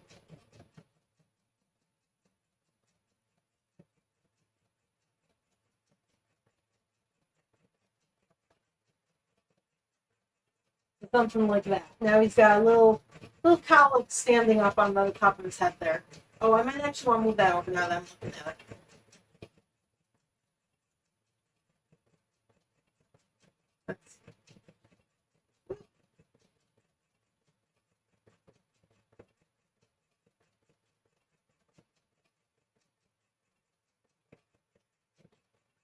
Okay. So we've got a little cowlick now that stands up.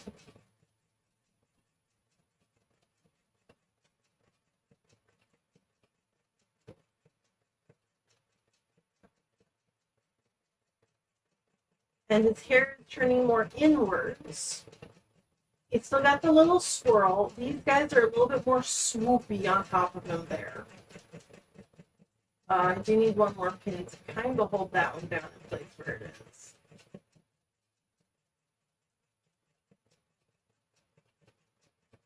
And I give him a little cowlick. I still don't have any hair for the back of his head, but that's going to be once I have the front of his head all designed up.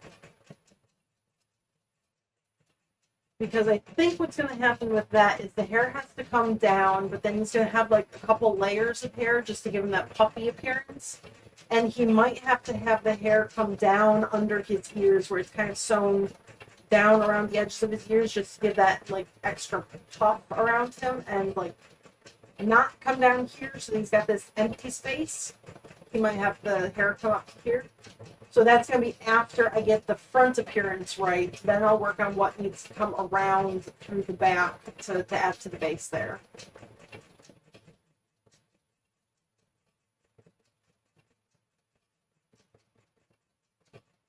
So I think he's about done for today. I need to take some pictures of him so that I can then like check to see if I'm on the right track with the hair now.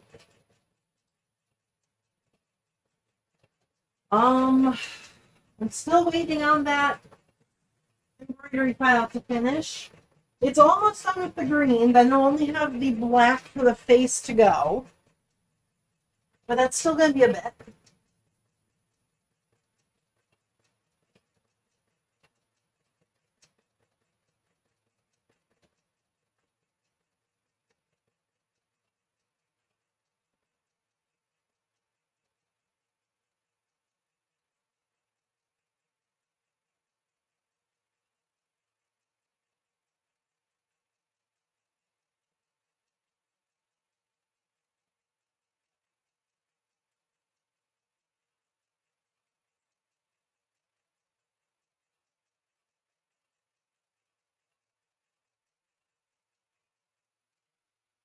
Okay. Green's done.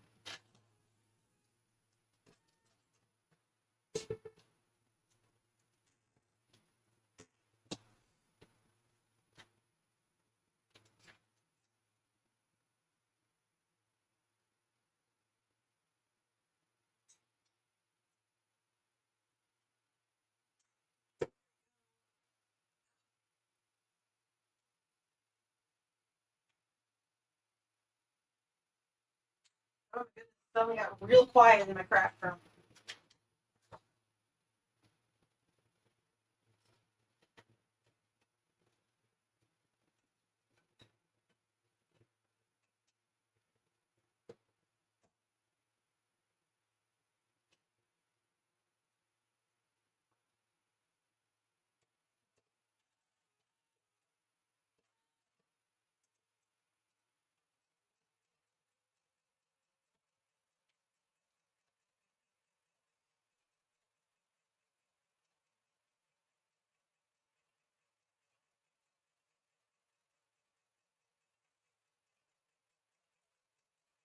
Okay. For Lan's hair, I'm writing hair version 1 on these ones. Because I do keep everything until I'm done. Just in case I have to go back and redo something. So hair version 1 is being tossed into the Lan bucket.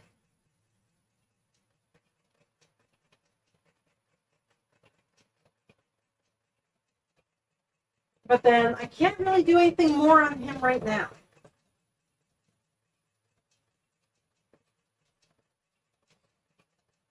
So he's also going to go back into his bucket. Let's see.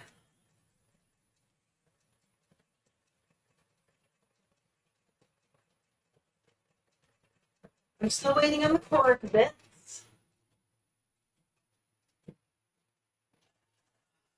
I guess I can work on toes. That would be toes and arms. For Stitch here, I do need toes and arms. So toes come first. Basically, so he's got his little stumpy legs here. But he needs toes on them. So I really need to have this planned out first because I want the toes to fit around that curve there. And I wasn't positive what the curve was going to be or where those toes should connect until I already had him like stuffed and good to go. So that right there, that's about his curve, and I want his toes to take up about this curve right here.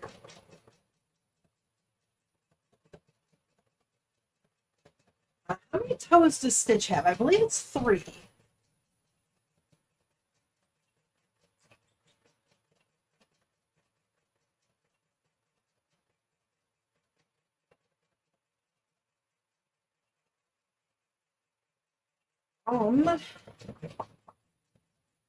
I don't seem to have my references on my phone. That's not.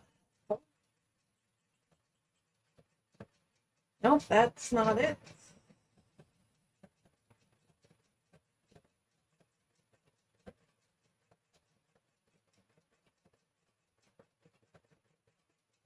Okay, where are you?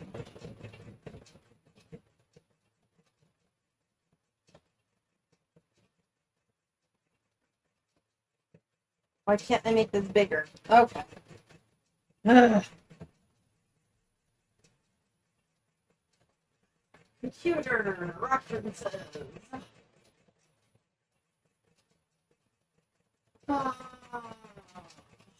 New studio projects.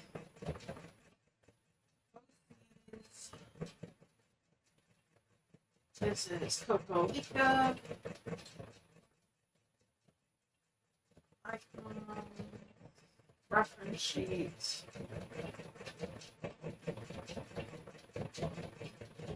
3 toes. 3 toes and 3 fingers and a thumb.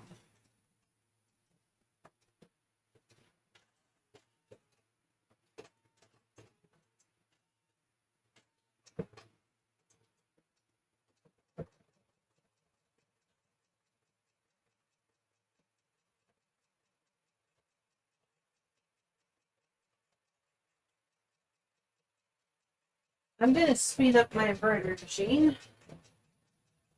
Good. Go fast. Go fast. Okay, just speeding up my embroidery machine, so he'll be done with that soon, so I can put the other piece on and get that finished. Let me see my toes. That's about the halfway point.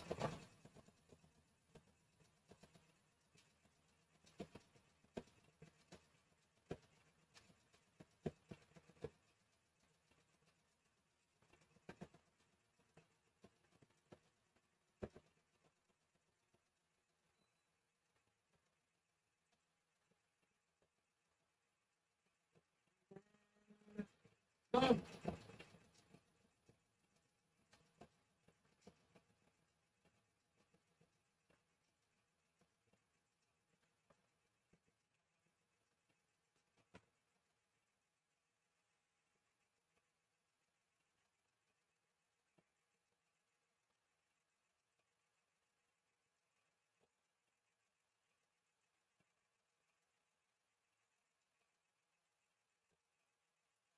Okay, so I kind of got toes for little guy there.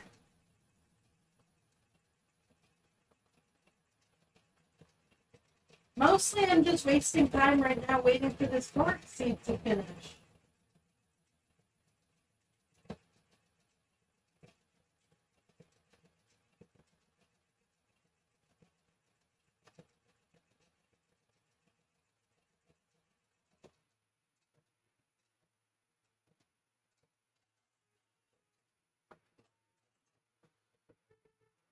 Okay. There we go. There's my face.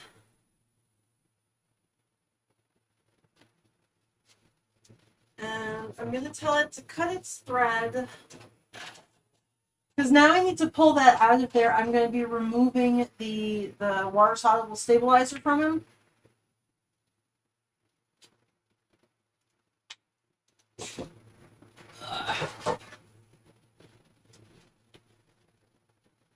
There we go.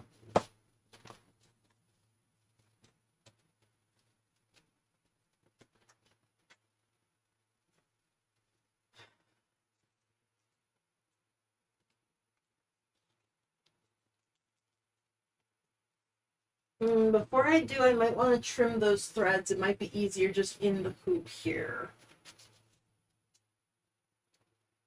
That's actually close enough. This one I do want to snip. Those guys look good. Those guys look good. That one I will snip. That's a little bit big. Probably could have gotten away with that one.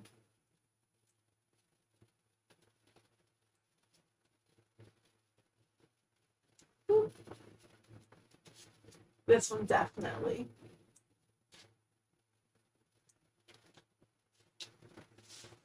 And these two.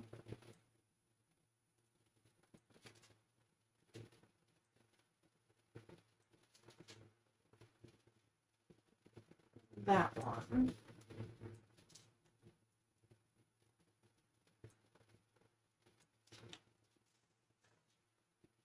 Those two are good. That one looks fine. That one's big. That one's big.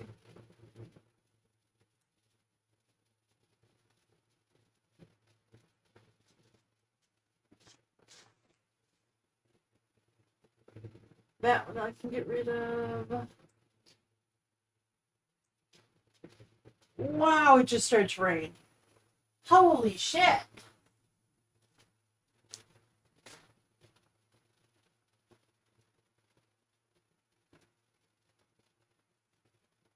Damn. That went from nothing to like storming. Like, in the amount of time it took me to clip these threads. Holy shit.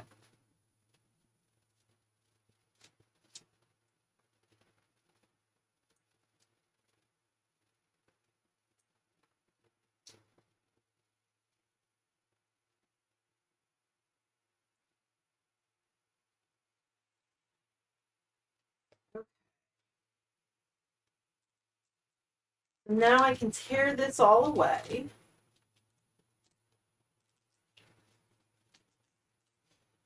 I'm not bothering getting all of the little bits out from his, like, in between his face bits here. I just want to make sure it's not along the edges, because the edges are what I'm going to sew together. And that's with this guy right here. So basically I'm now going to just kind of let my machine do the rest of the stitching. And then I come back and cut it out and flip it, and that's when I'm going to wash all of that stabilizer away. I'll pick out as much as I can and then pick out the rest, or wash away the rest of it. So, but it's easier to pick it out when it's not flat on the hoop, at least I find. So I just want to make sure that it's not in the seams, because that will be really hard to pick out regardless. So I'm going to just flatten that there, and then I do want a green thread just in case it shows through. So I'm going to take it back to my hoop, and I'm going to do that outline with the green.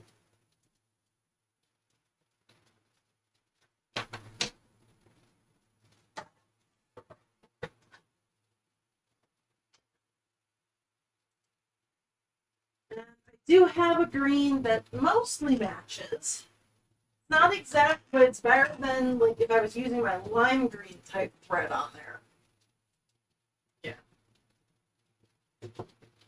So that one's just a slightly better match. It's actually called Sage, which is the same color as the fabric. Different companies, though. That was not something they planned.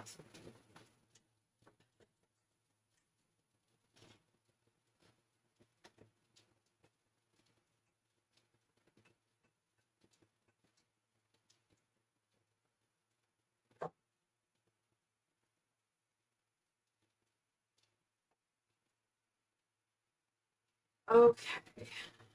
And you should be good to go.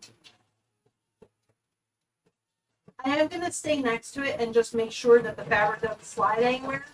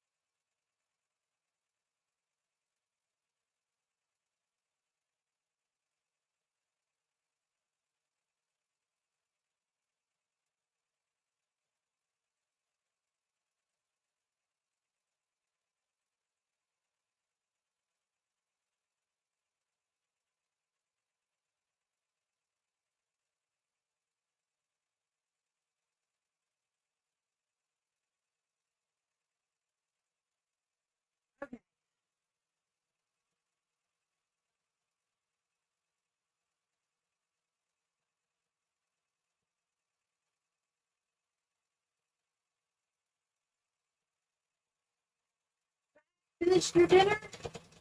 Fantastic. Did you have salad for dinner? Is that why you're into salads?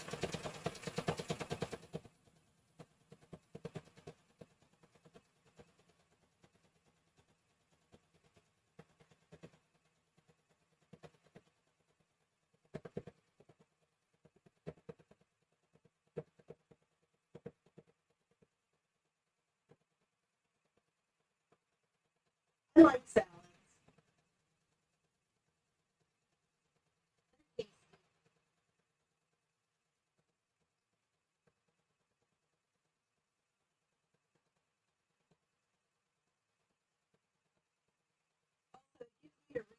Actually eat lots of little tomatoes because I can put little tomatoes in the salad instead of my normal, which is just eating an entire bin of them.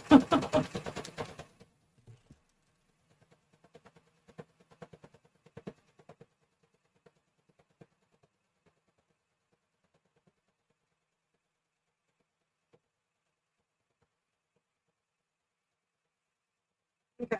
I'm kind of cutting out the toe. I want all three toes to be the same. So I'm just kind of folding them over each other here. Holy shit, it is raining.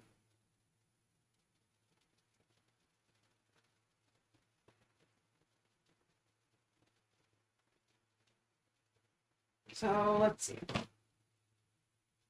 Yeah, so that's what my little toes are going to look like there.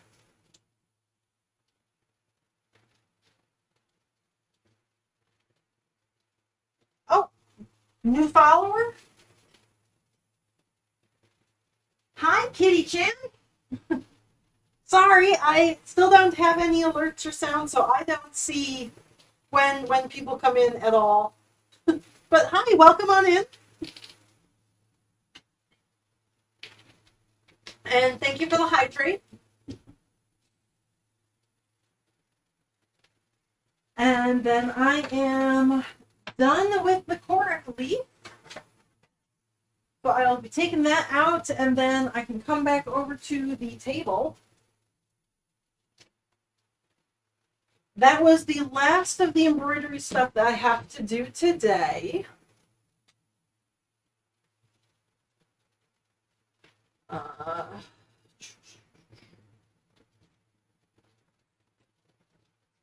let me take this face. I don't think I'm going to be attaching the face to the actual cork body today. I can try, but it will basically depend on how much of that stabilizer I can get out of there. So I'm going to free him from the hoop.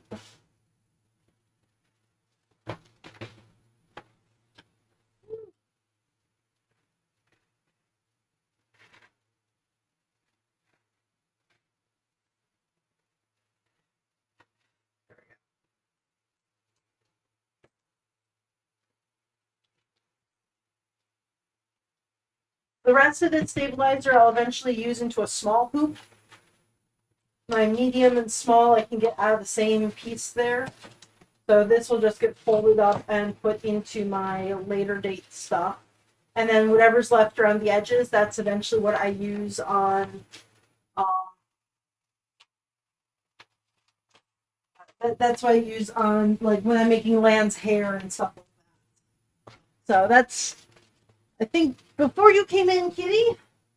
But I'm working on a big, giant guy. That's kind of the picture I have down in the corner. So I'm putting together his hair right now.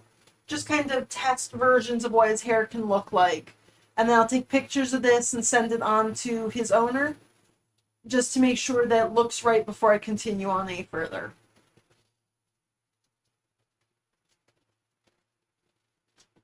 And so I've got that.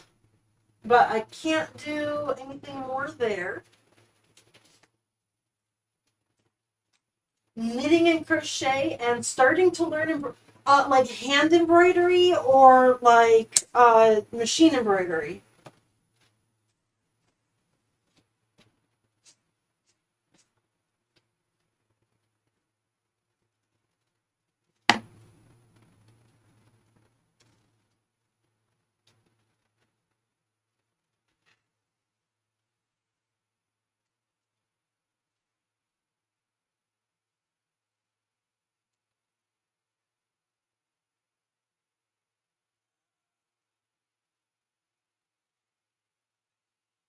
I might have to cut bits of this out with scissors. It looks like I'm a little bit close to the edge here to make it just completely clean.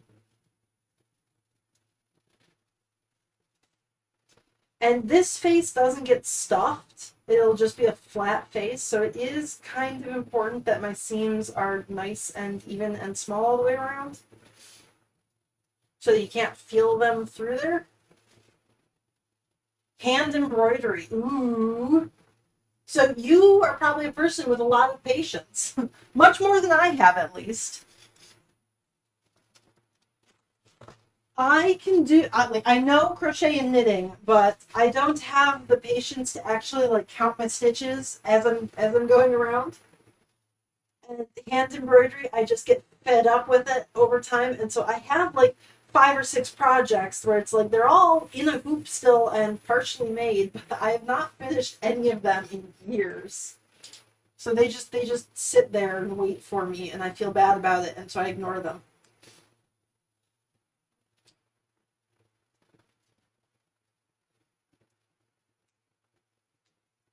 Okay, and again, because I've got these little corners that look like the C, I'm clipping them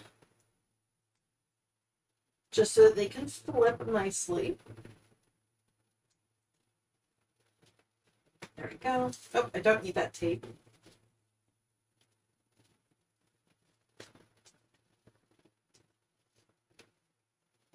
Okay, and there's the back. I'm going to get rid of all this embroidery paper. This is the kind of embroidery that I do, where I create a design on my computer and then I just tell my sewing machine to make it for me. I cheat. I just delegate work. That's what I do. Hi, Alt!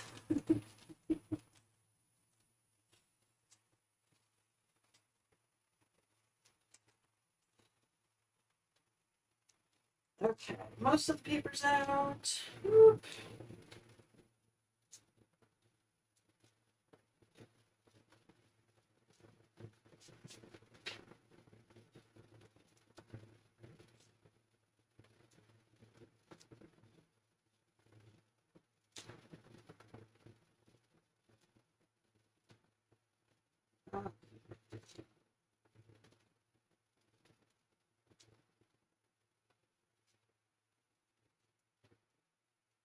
There are still a couple little bits that I'm not pulling out of here, but that's okay. They're not going to like affect the end plush at all.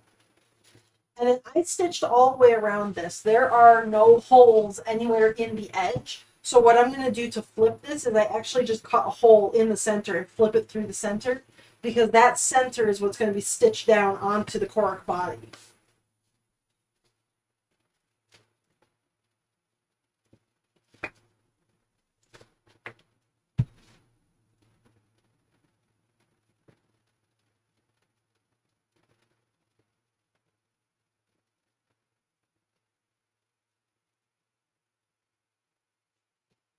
This is always like the nerve-wracking part for me, because like if you cut through both layers, you have to start over. Like, definitely don't want to do that. I did that when I was testing Land's Paw, which, do I still have that one stuffed? Yeah, I do have that one stuffed. So when I was testing Land's little foot here, his little arm, I wanted to make sure that I could do these puffy paws properly with the bold outlines on them, and I accidentally cut through them in a couple places when I went to like to stuff them. So these two, they're just tests. Like, this is not the actual paw, thank God. But I do have a little hole right there where I could actually like pull the stuffing out if I wanted to. So whoops.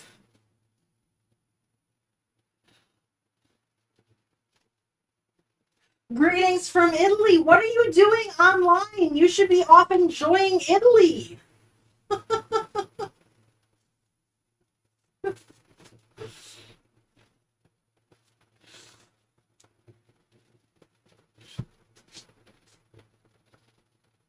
Okay, I don't know if that hole's gonna be big enough or not, but I'm gonna try it. We're gonna flip everything. Oh, it is fantastic. That's another thing, trying to make the holes that you flip through as small as possible, because if you cut them too big, you can't go back. Ugh. There we go. And then I need my medical forceps again, so that I can squish out all of those points and get them nice and pointy? Pointy points. Taking a rest before dinner. Okay, you know what? That's fair. 10 hours. Okay, at a certain point, if you've been traveling, the hours just like, it's all too much.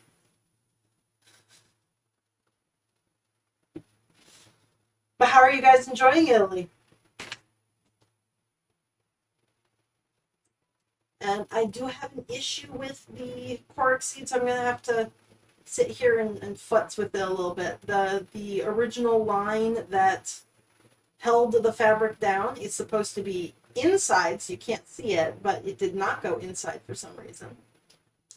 So I'm going to just pull it away, do a little, like, seam rip, I guess. It's not really a seam.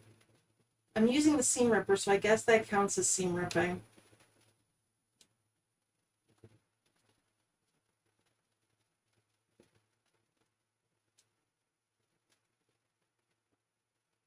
Let's see, did it show up everywhere? It did. Okay.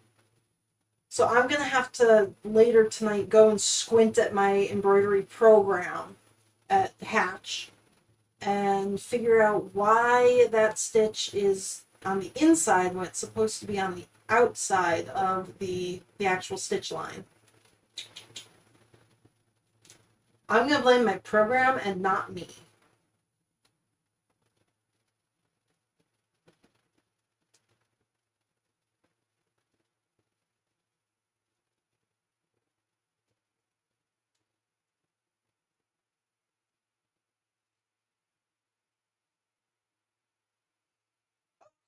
Okay. Wait, you watched someone almost get mugged, and the would-be mugger got tackled in traffic. Okay. Well, damn. That is certainly an introduction.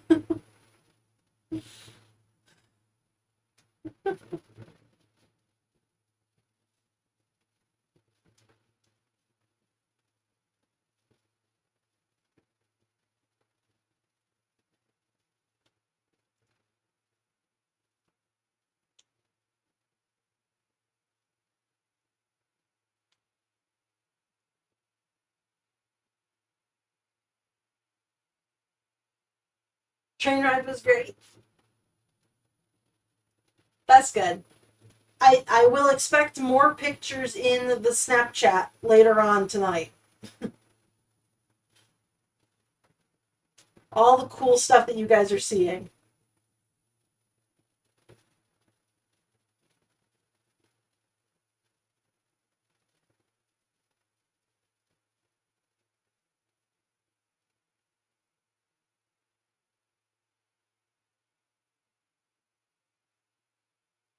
Oh my goodness. Okay, those threads do not want to come out.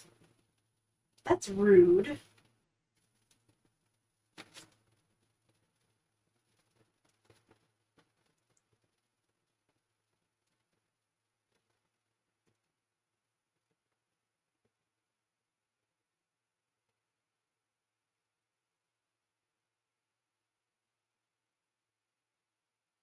Okay.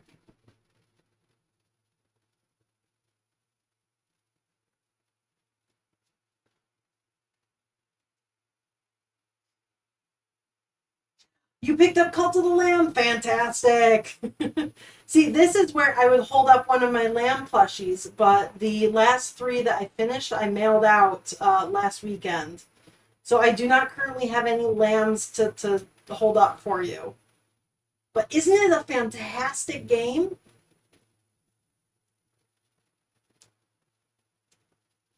You run around and you get little cultists to obey you, and then you get to tell them what to do, and they love you, and it's fantastic. I've joined a lot of people's cults on Twitch, like when everybody was playing, and in all but one of them, like me, the character, died in one of the little ritual slap fights. So I feel like that's just like an omen of something to come. I should never fight people. It's not going to end well.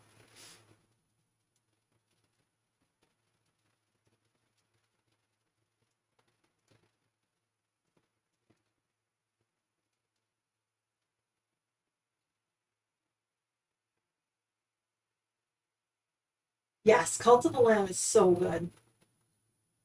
And the music for it is fantastic as well.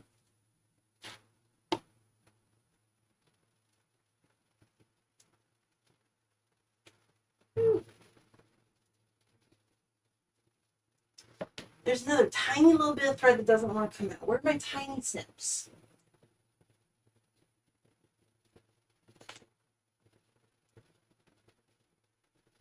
Okay, that part's clean. That part, are you going to come out?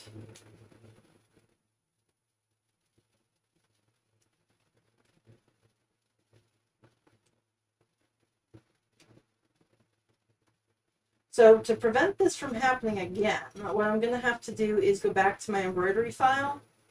And I had, basically the way this worked is I did one line of stitches around the outside just to hold the fabric in place. And then I did the whole face and like design of it. And I had another outline that sewed the front and back together.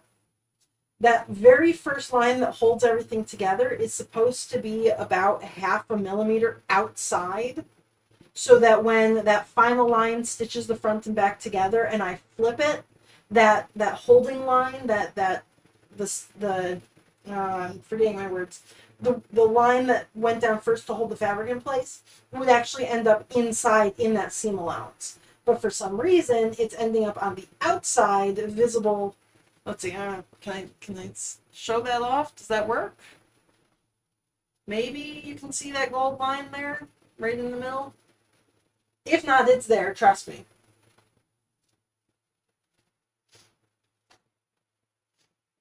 Are you the only one who has not heard of that game?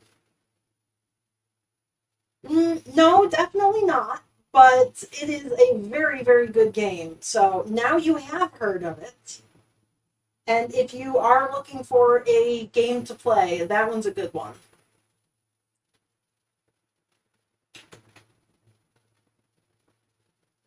Your first experience was a disaster. All your followers died because of the food. Oh no!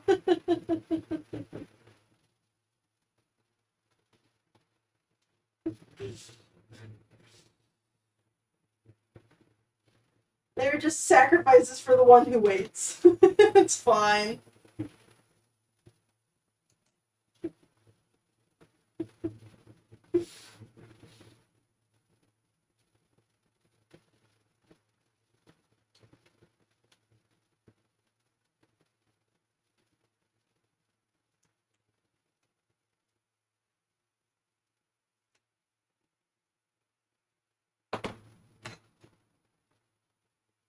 I'm gonna just snip that one again as well because I cannot pull that one out.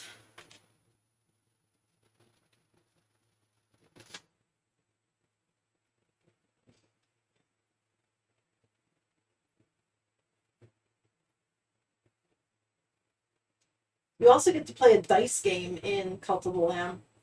The Knucklebones game, that one's a fantastic game. And it's got fantastic music as well. When the game was first came out and I was watching people on Twitch play it all the time and everybody was like playing Knucklebones, it was like, ooh, that's so good. And then for like the next week straight while I was working, like making plushies and everything, I just had the Knucklebones theme music on repeat for like an 8-hour day.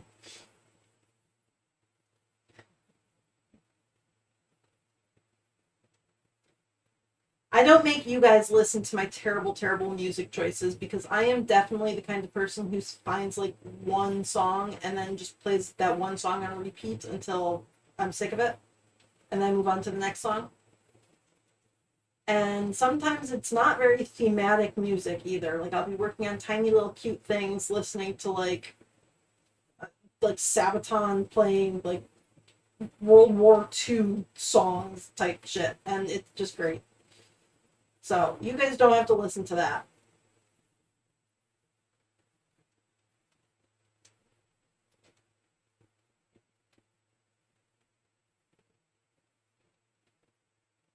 You two are that person, Kyle? Yes.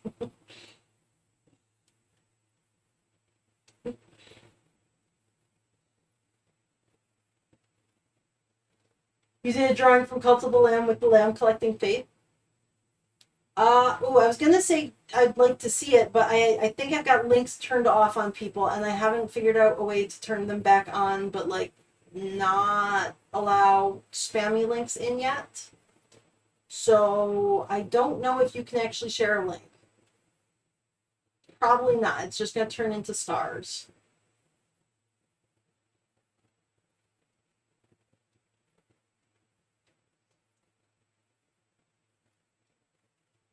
I like the music here. I went to Spotify and was just like looking for like nice, relaxing music to work with, or to work with that is okay to put on a stream, like DMCA free.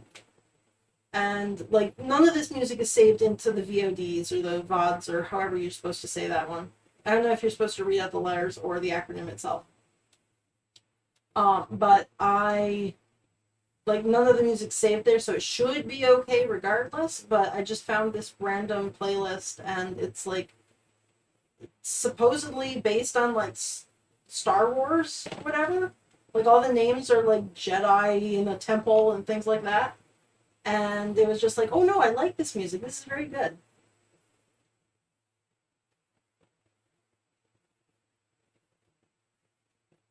And it's several hours worth of music that isn't just one song on repeat, which is also a big bonus.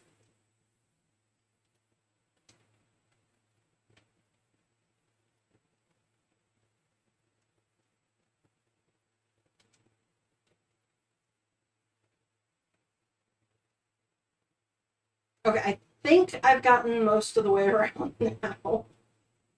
See, none of this was supposed to happen. This was supposed to come out of my embroidery hoop and be perfect. But I'm going to just fuzz up the edges, and hopefully whatever I didn't trim out will be completely hidden.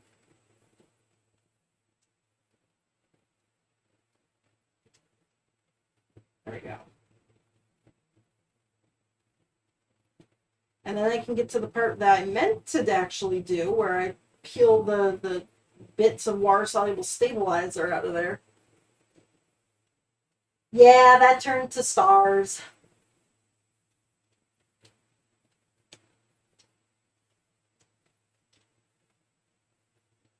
I saw somebody else had on their channel that basically if you did a points redeem, you could post a link, but if you didn't do the points redeem, you couldn't post the link. And that's kind of what I want to do on my channel here, so that if you are going to send a spammy whatever that just is a problem, you at least have to watch me long enough to actually do it.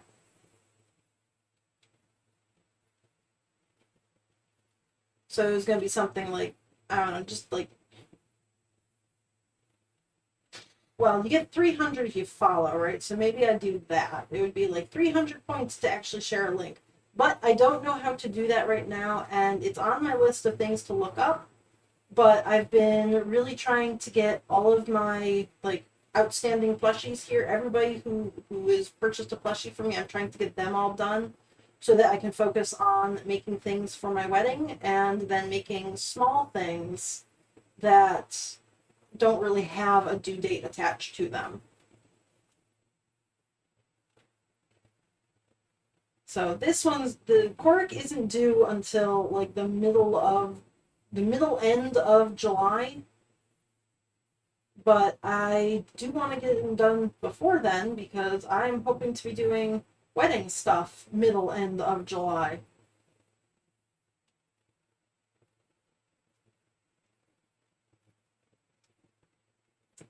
Okay, I'm not going to be able to get all of this out, so I think what I'm going to do is I'm going to go heat up my water.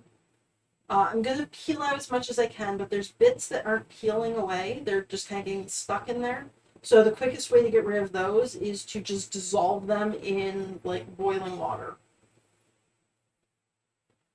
So I am going to go hit the dial on the water heater thing. What am I making for my wedding? I am making my wedding dress.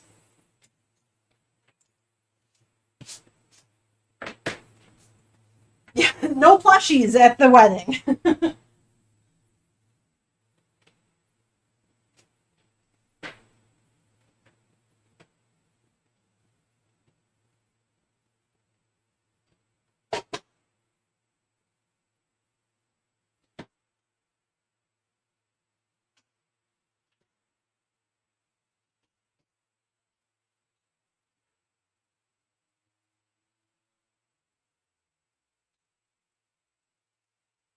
Okay, that water is heating up.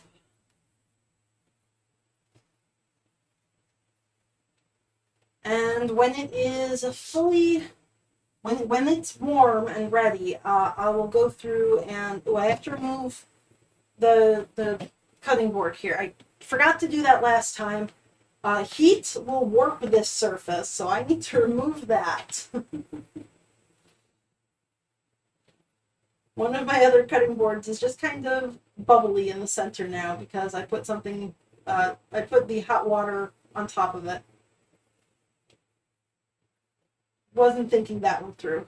It's still usable, it's just it doesn't lay perfectly flat anymore. That's the one I use for my gross stuff now, like when I'm doing resin.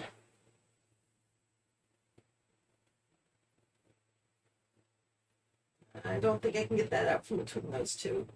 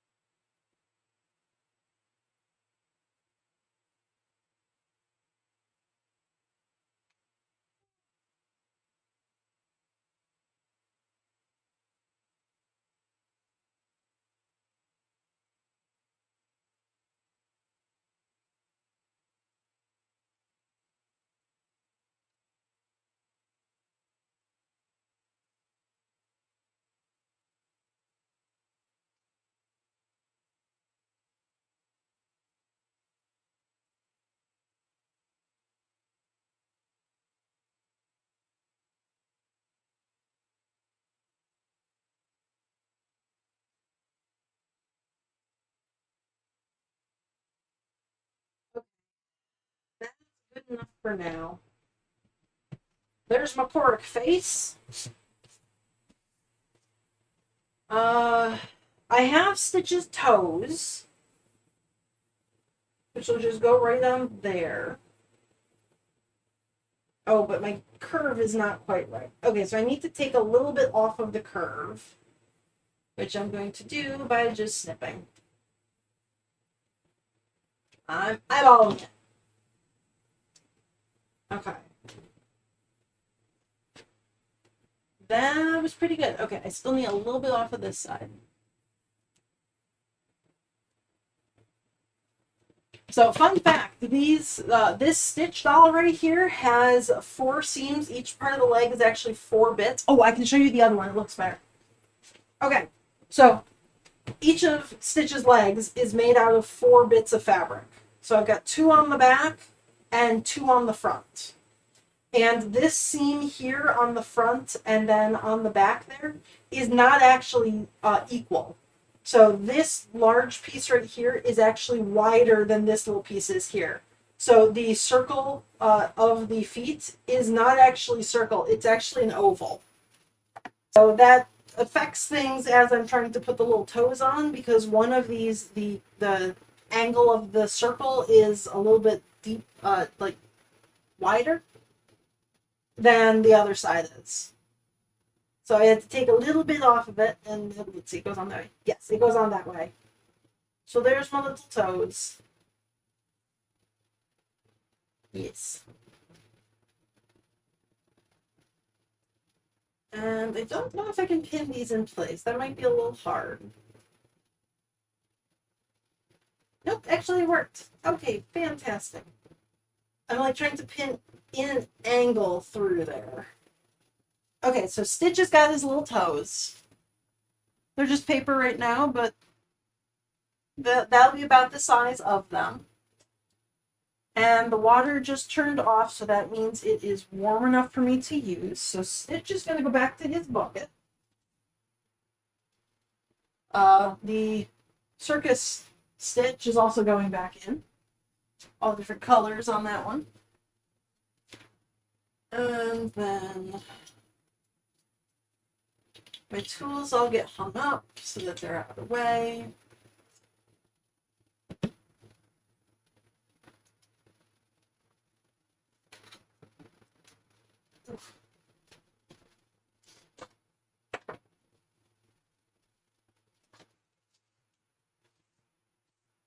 The bits and the fuzzies just get pushed off onto the carpet. Super neat and orderly here.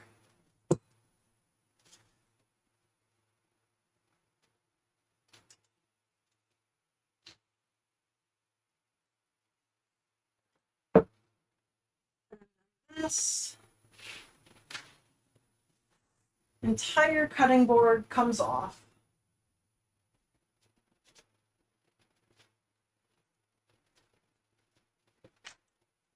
And let me go get the water all set up.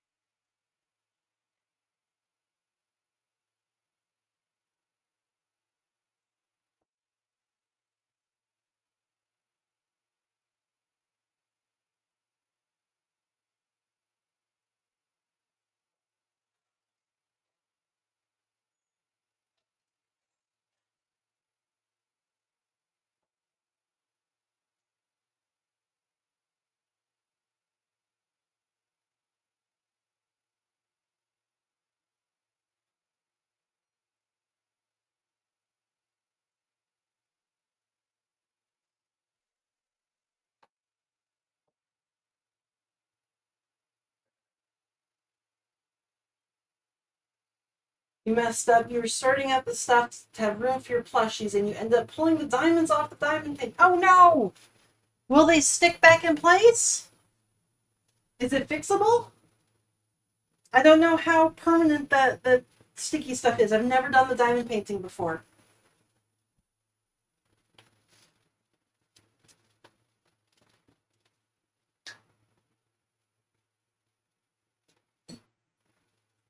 Okay, so I got my hot water. And I'm basically just dribbling it down right where all the stuff needs to be dissolved.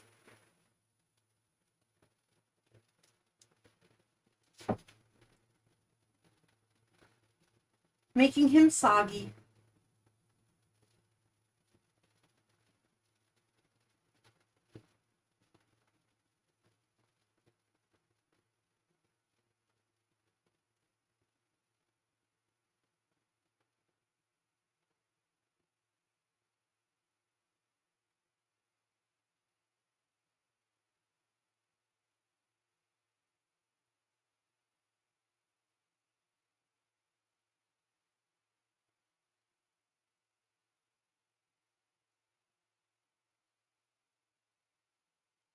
Okay.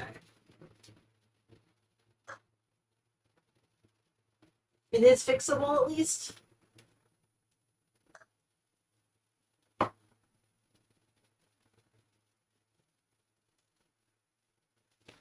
Leave it until later. I like the technique of leave problems for later.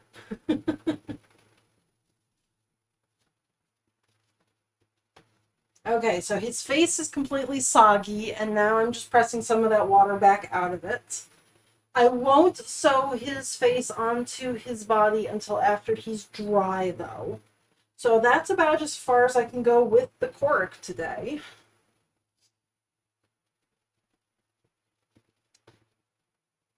Let's see. Are you still soggy? You are very soggy and very warm. Oof.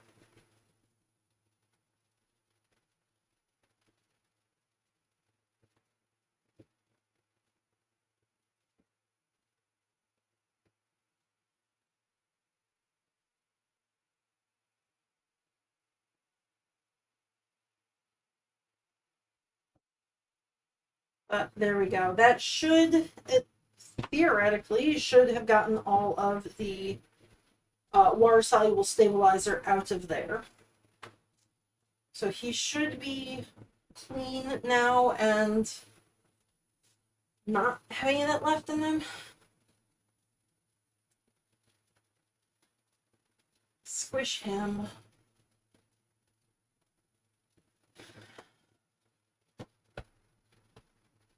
Okay. Still damp, no longer soggy though. And I need a clip.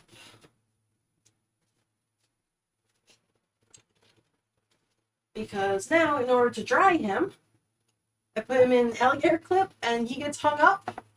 I've got a light frame around my table that's where all my lights are. So he gets a hook and then he goes up around that frame until he's dry. So he will just hang in front of my face until I can use him.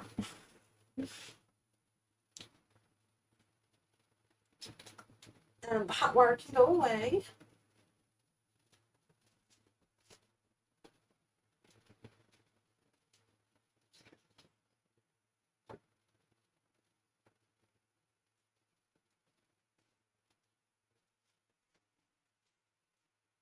My sewing machine is amazing. Oh, because he can make things like this?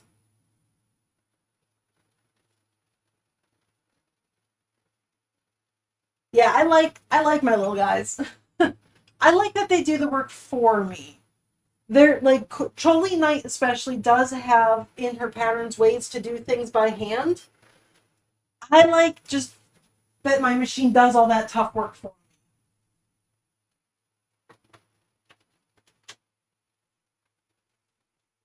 Okay, and this guy, I can't sew his leaf face on yet, but I am going to brush out his seams so that he will be ready for that. And that's just whenever you sew the two pieces together, especially if you're on a sewing machine not doing this by hand, because you're making such small, even stitches, that fuzz, the layer of fur and fuzz right by the seam actually gets caught up in there and like flattened out. And like, so if you brush it out, you're literally pulling all of those little fibers that are like trapped inside and pulling them back up to the outside. So it's fuzzy all the way around and you don't have like a super visible seam. So this is what you can do when you like people. When you don't like people, you can be really super passive aggressive and just leave their seams uncleaned. Unless they make plushies, they will never notice, but then you can feel like good about it. You just be like, ha ha ha, I didn't brush your seams.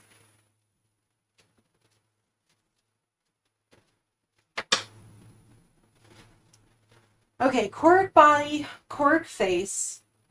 I'm going to put the body in with the doggo, the floppy dog I'm making, because both of these are going to the same person.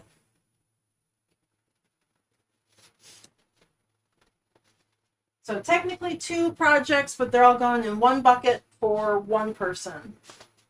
Oops. As I trip over everything on the floor.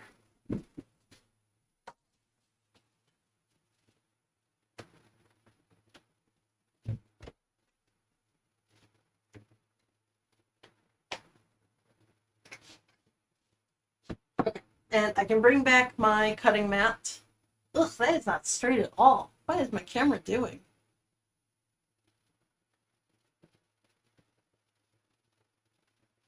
Okay, that's slightly better. Was that off center the entire time? Am I just bad at arranging my cameras? Oh, I turned my camera on and back off to figure that out when it was causing problems at the beginning. That's probably when I bumped it. Mm.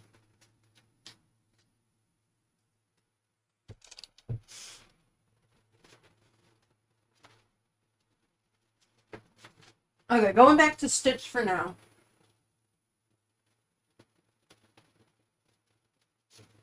Stitch has got his toes.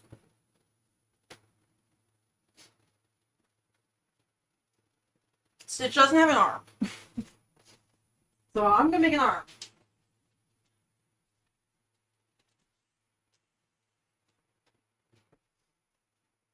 Yeah, I think my camera's just being an asshole today.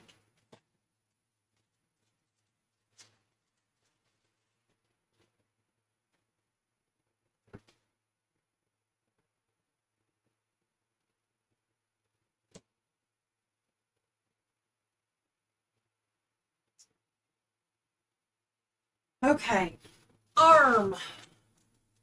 Let me dump that stuff over there. For Cocolica, I need my reference image. That's not the one I'm looking for. That is. Okay. Here. Your face was off the screen.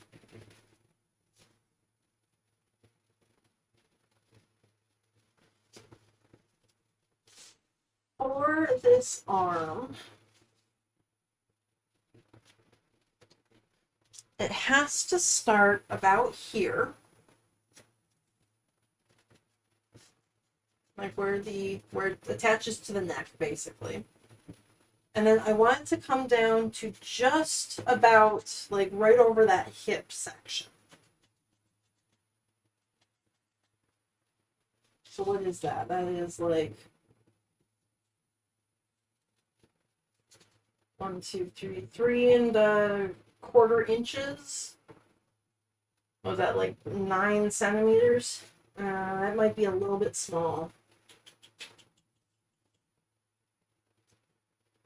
I'm going to add a little bit to that, but that's going to be my base shape there. So I'm going to draw just those lines.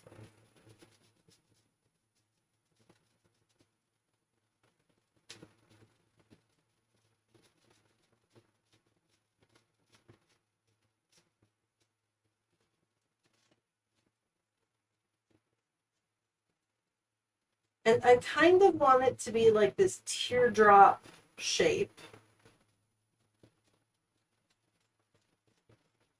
Or like a very long egg, maybe?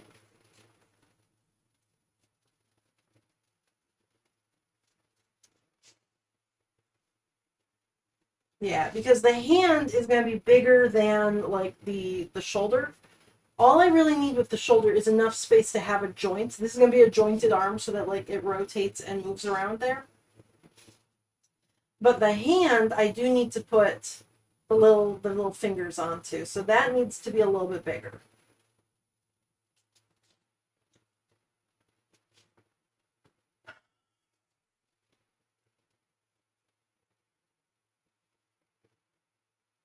Hate feeling burnt out and still want to make plushies. Your motivation is just gone. See, so that's part of the reason that I work on so many things at the same time. Like I have, I've got Stitch here. I've got Lan.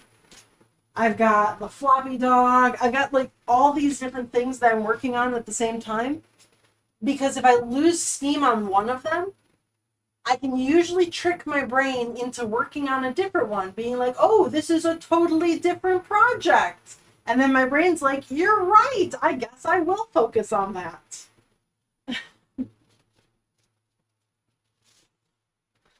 So if I only have like one project, like if I was only working on Stitch, and then it's just like, oh, I'm not feeling motivated today, It's just, I cannot force myself to do things, and it sucks. But fortunately, like, having fought with my brain for 30 plus years, it is like I know kind of how my brain works well enough to trick it into certain things. Like, I still get stuck and I fight with my brain all the time, but I do know that small differences in projects, I can trick my brain into wanting to focus on something slightly different and still make progress on things. So like if I'm stuck on one plushie, I can just move to a different one. Or if I'm stuck and it's like I don't want to clean this room, I'll go clean a different room instead. And my brain's just like, yup, okay, that works because my brain's an idiot.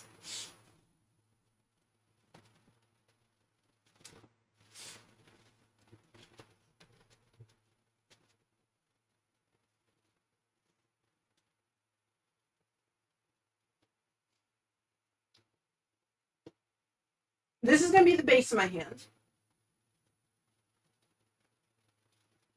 I do need a top and bottom. And because the hand is going to be up against the body, but I still want it to be like a nice puffy round hand, I'm going to use one solid flat piece for the part that goes against the body. But then the outside part of the arm, I'm going to put some darts in it, like little V's at the top and bottom, just so it has a little bit more of a puffy round shape. It'll still be round on the bottom just because stuffing pushes it out, but it'll be a little bit flatter against the body and a little bit rounder away from the body.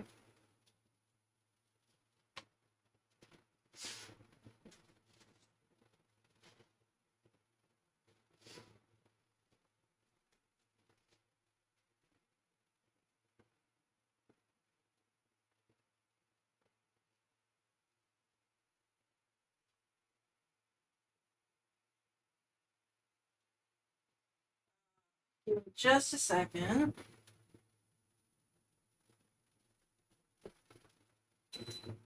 Okay.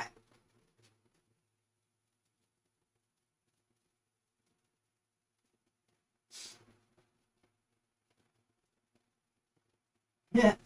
My husband got me a salad, so I get a salad today on the topic of salads.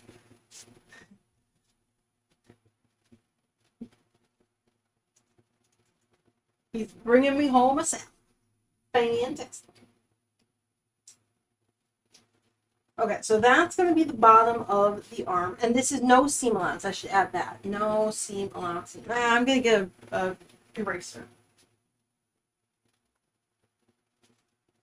There's too many markings inside of here, so I'm going to clean it up a little bit just so I don't get confused.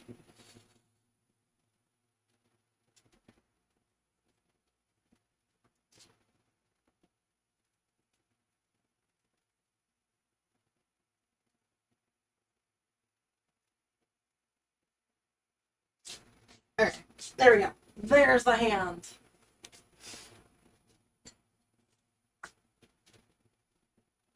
But now I need to add back in no seam allowance.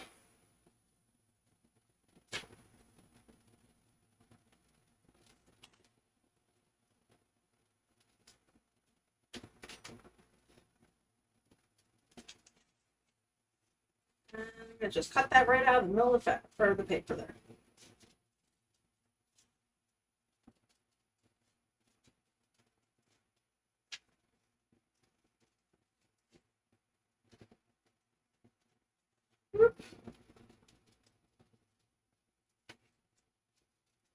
I missed some of the lines, but that's okay because I'm going to fold this in half and kind of line it up anyways.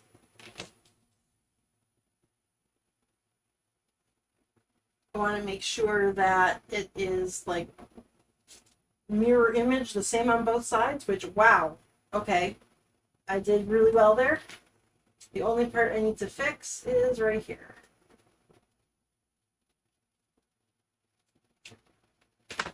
Okay, so that's that's how much I got wrong. Damn, that was good. I totally meant to do that. I'm a professional.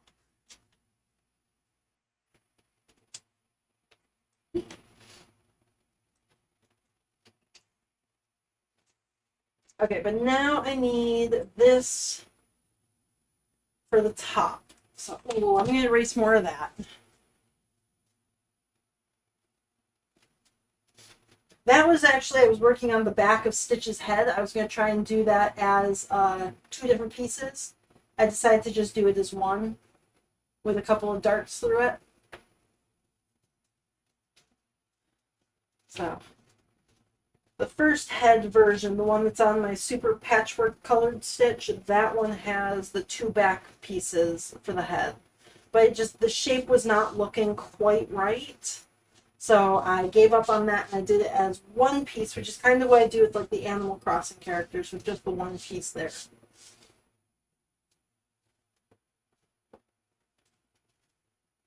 One piece plus darts. This one's only got 3 darts, though. The Animal Crossing head has 4. Let me be sure.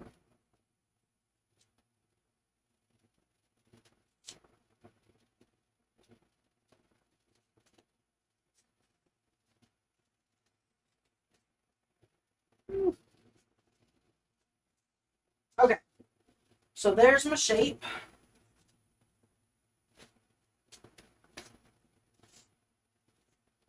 Going back to the trolley patterns, yeah, it's. I think she just put out a new one, recent-ish, sometime earlier this month. I think it was a free one. I don't think it was one of her paid patterns. Okay. So I need to add a little bit more to this. Basically, I'm adding in a little dart, which is just that V shape there.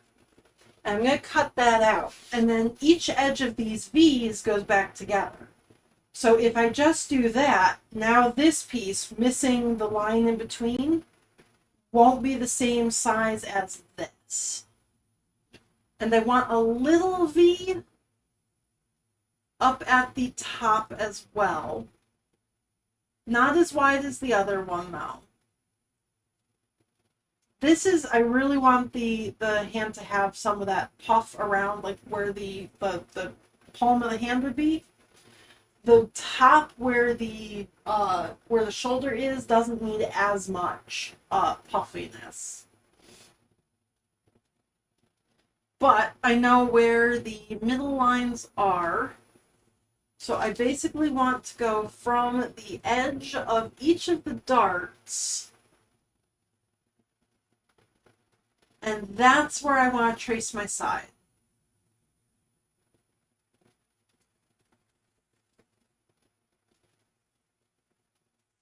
So yeah, so I moved that line out just a little bit, and now theoretically, when I sew this all together, this outside line that I just drew is going to be the same length as this one here. Rather than tracing it twice, I'm going to fold it in half and cut again.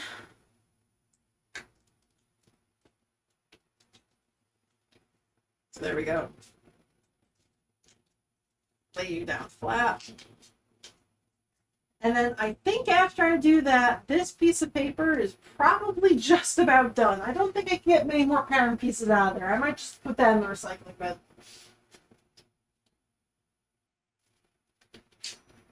Scissors.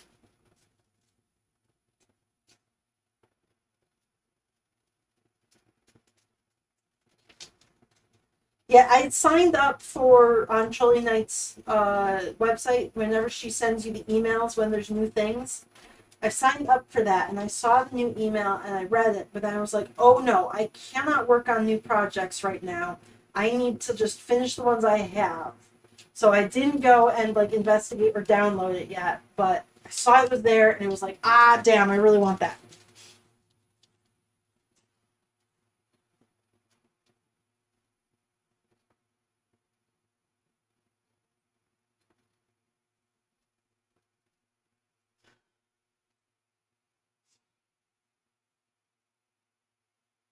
The wolf plushie face came out weird. I haven't made her wolf plushie, but if it's the one I'm thinking of that has like the two sides of the face and like a little heart shape over the eyes where the color changes. That one did look a little bit odd to me just because. So her paid patterns are the ones that have the actual snouts on them, like the really nice snouts that attach. Her free patterns have just like, well, kind of like I have this nose here where I just like stuck it on the front.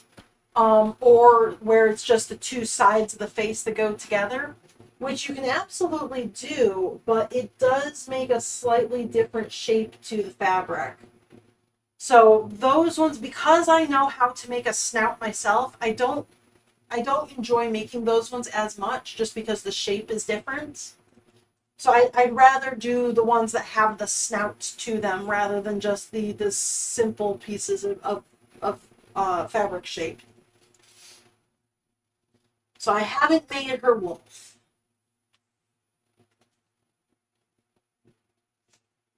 Okay, there's my arm bits. This is without seam allowance. So I think I'm going to cut these from fabric and then stitch them together, although I'm going to be really careful about pinning them because I'm going to be tracing on the line I have to sew, not the seam allowance around the edge. So I want to make sure that everything lines up nice.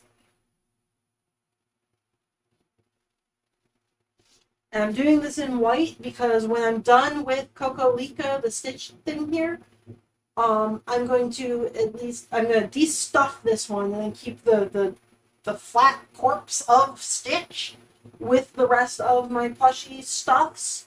So that if somebody else wants a stitch from me, I can say, yes, I do have the pattern already. Let me draw on it. I'll get it all set up for you. And I don't have to do the entire planning thing all over again. Now that I actually have my own craft room and I have like storage space, I'm trying to make more of these like blank base dolls rather than starting from scratch on every single one. I didn't have the storage space for them before this, so I kind of had to like deconstruct everything, tear them apart, and just save the patterns. But then if I had the weird patterns, like the shapes and everything that I had to put on there, I had to make one from scratch again just to test those out. And it wasn't great. It wasted time and material. So now that I can make them like this and store them like this, I'm going to try and do that more often.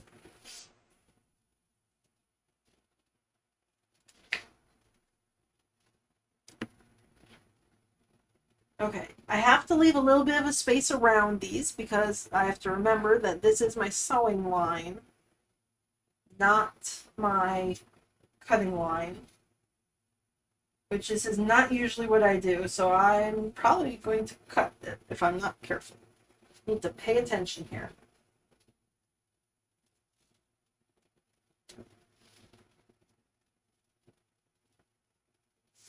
Okay, so there's my arm shapes. It's going to attach right about here, so I'm going to just draw a little X right there. And my cutting wheel.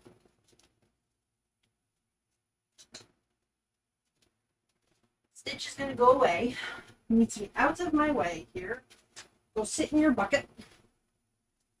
Pattern pieces can also go over in the bucket. We're going to see how well those work. And I have to cut around them, not on them.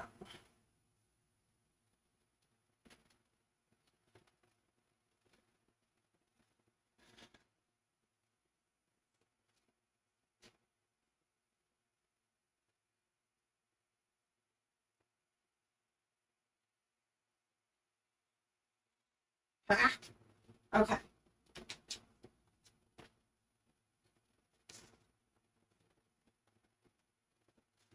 All my extra white can go away.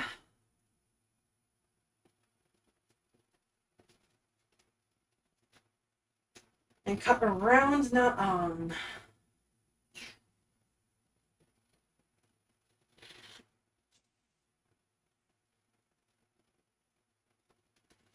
Okay. There we go. I'm going to sew up these darts first. So in order to do that, I'm going to give myself a little snip right through the middle. That way I can fold it in half on top of those and line them up properly. They are small enough that I will need some stabilizer, but I already have it over there.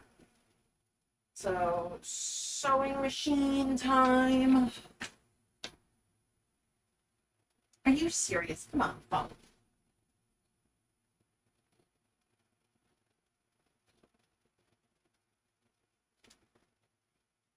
Ha! There we go.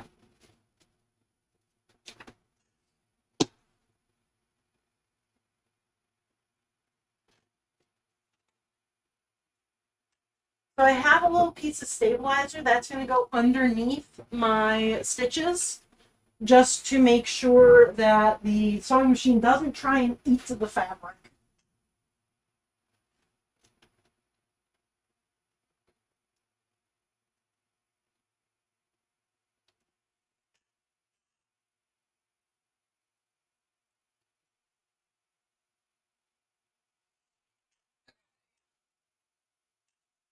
Oh, and I can turn Thomas off because I'm done with embroidery for today. So he can take a nap. He's done. He did all of his work. Now it's Bernard's turn.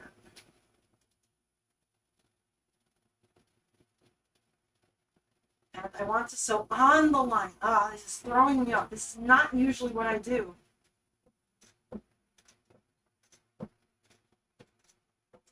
Why are those stitches so big? I want smaller stitches.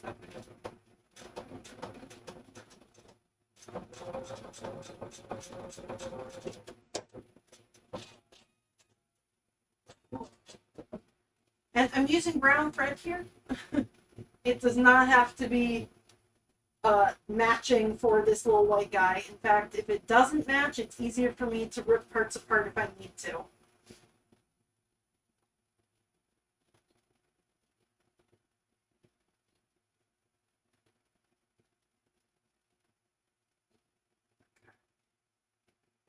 There.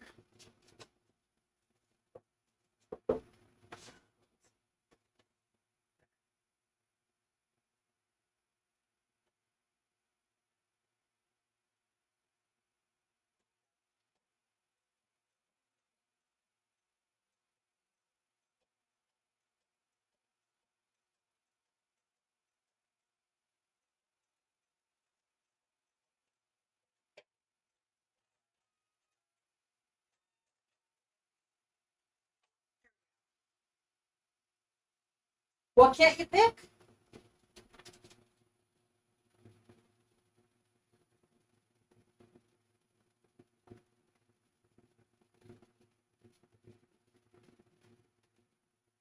Okay, there's my little hand turned into a boat.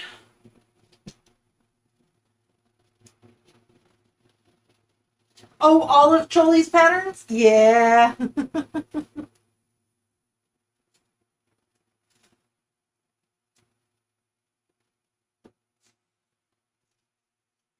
Where did my pins go? Pins are at my sewing machine. Choli has a the Night Fury Light Fury the Toothless. She's got Toothless the dragon as a backpack.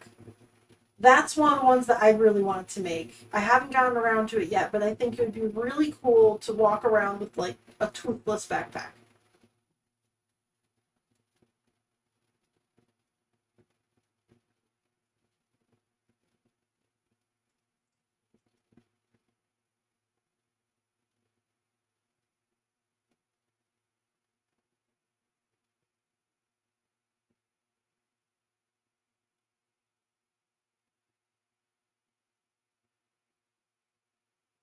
Okay, so what I'm doing here, in order to make sure that everything is going to line up, because again, I drew the lines where I need to sew, not the edge of the fabric, I'm putting a pin through one side and out the other on the line, just to make sure that, like, those two lines, top and bottom, are in the same spot. Especially because around the sides here, I do not have the same amount of seam allowance. I just kind of cut around them.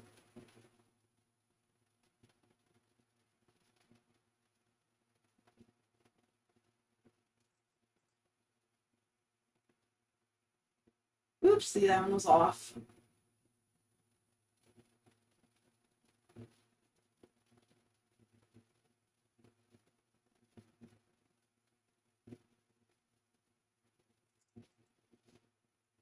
Do I have the black minky? Yeah. I mean, you could always make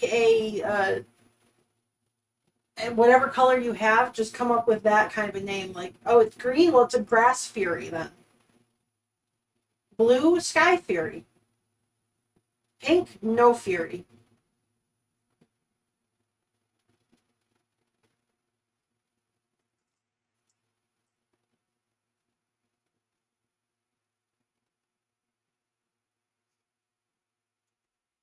That's, I think, the other nice part about making plushies to sell is that every time somebody orders a plushie for me, I have a reason to go buy like new colors. And I usually order a full yard at a time, a yard plus, which is just shy of a meter. So I'm getting a lot of fabric. And I generally don't need that much, especially if it's a plushie with like multiple colors. Like Lan has like 7 or 8 different blue colors on him. So I had to buy 7 or 8 different blue colors, and I'm not going to use all of them. So now I have all these cool colors that when I want to make something, I can just use those colors there, and I have them. They're on hand. They're here.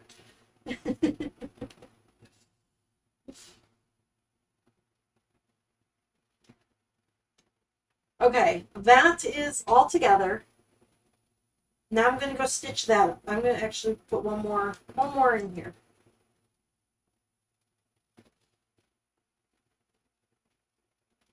So a lot of the BZ bats that I make, the way I pick those colors are what colors do I already have here? Because like I have so many, I'm gonna pick something that like I have on hand. Like it's not like I have to go and order a specific color for them because I already have them on hand. I've got them here from prior projects, so I have a huge selection that I can go through.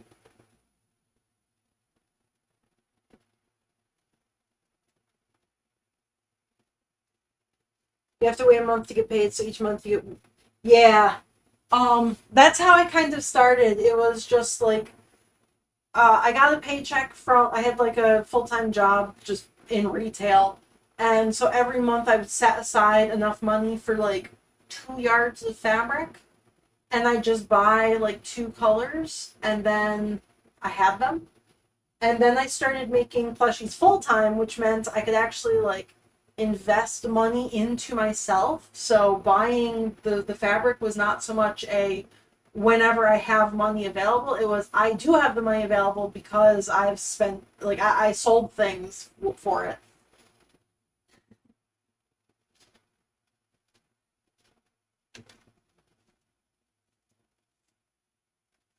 Yeah, I understand.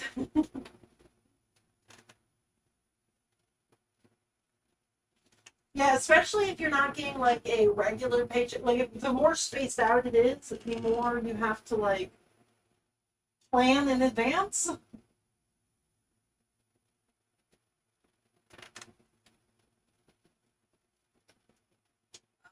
Let's see.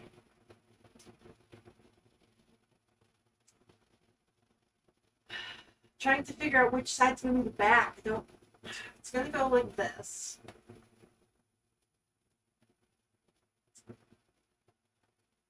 Because I want to be able to attach this. I want to be able to attach this to the body. So wait, it'll be like this. This side will be up against the body. Which means this is the side that will be in the back. Let's see. Let's see if I got that right.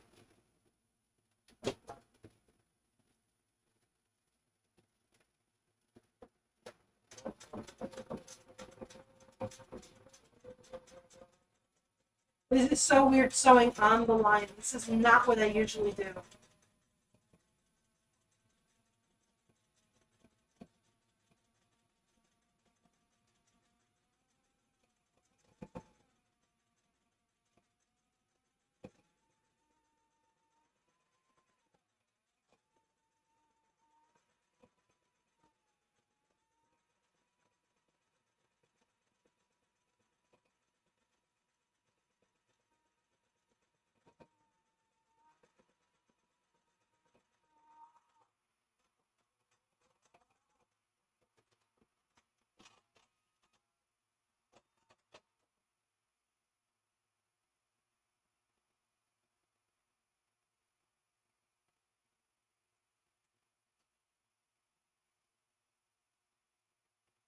Okay, there we go.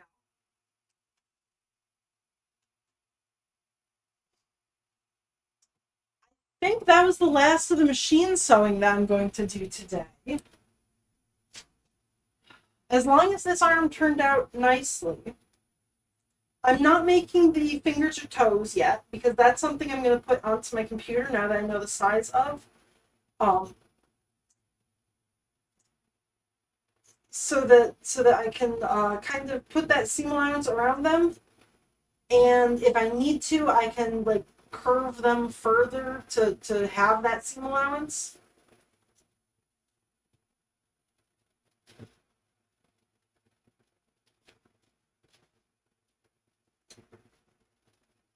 Next month is your next pay, and the only thing it won't make yet. Then you won't have enough for the other things. Like yeah, especially when you have to do like necessities of life, like food. Food comes before Minky and plushies.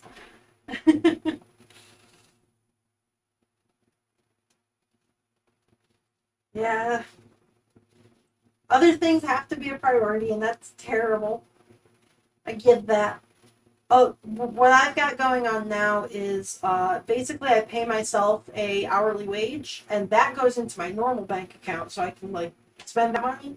But everything above and beyond that goes straight into a separate account, and that is just for like Dapper Moose Studio. So if I need to buy something like fabrics or whatever, it's coming out of Dapper Moose Studio, not out of my account. So I kind of got like my business and my personal stuff separated there. So that's pretty nice. I do like that. It's working out.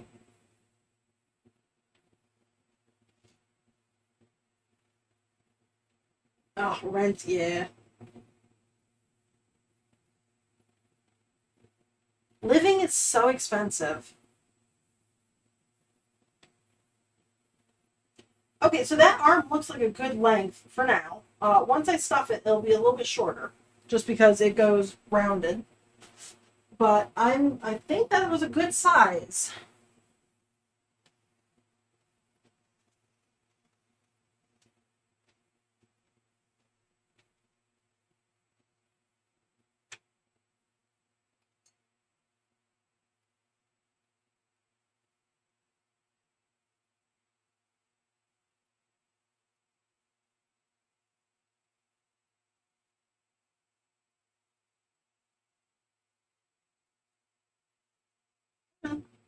Stuffed nicely.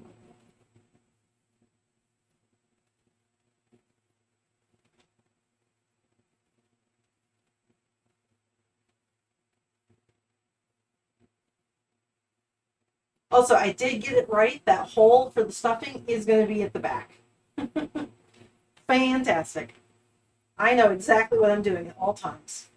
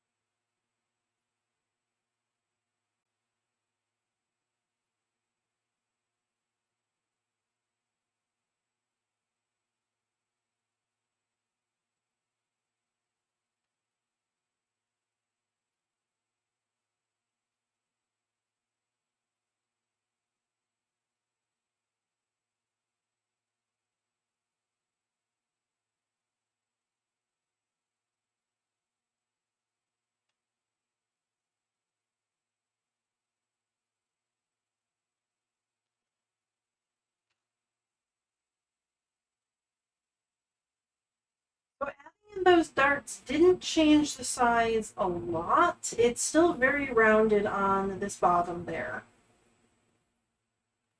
I might make the dart even a little bit bigger.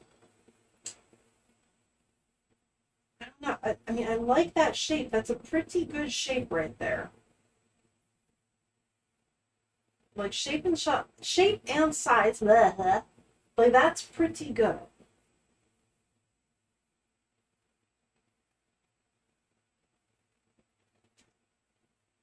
Okay, yeah, I think I'm just gonna leave those parents as they are. Oh my god, I can't talk today.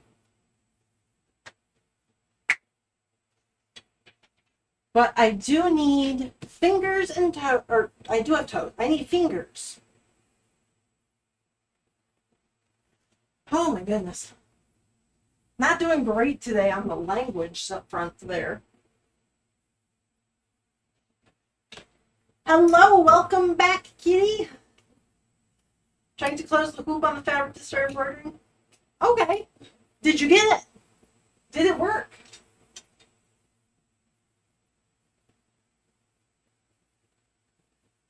Squash the hand here.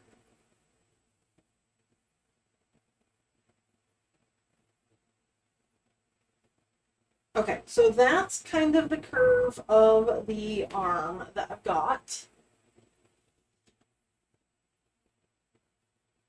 That's going to be my center point, I think. That's where the dart is. Yeah, that'll be my center point. So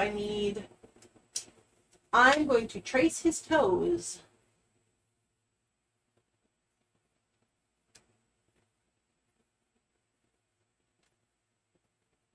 So I think his finger is going to be about that big.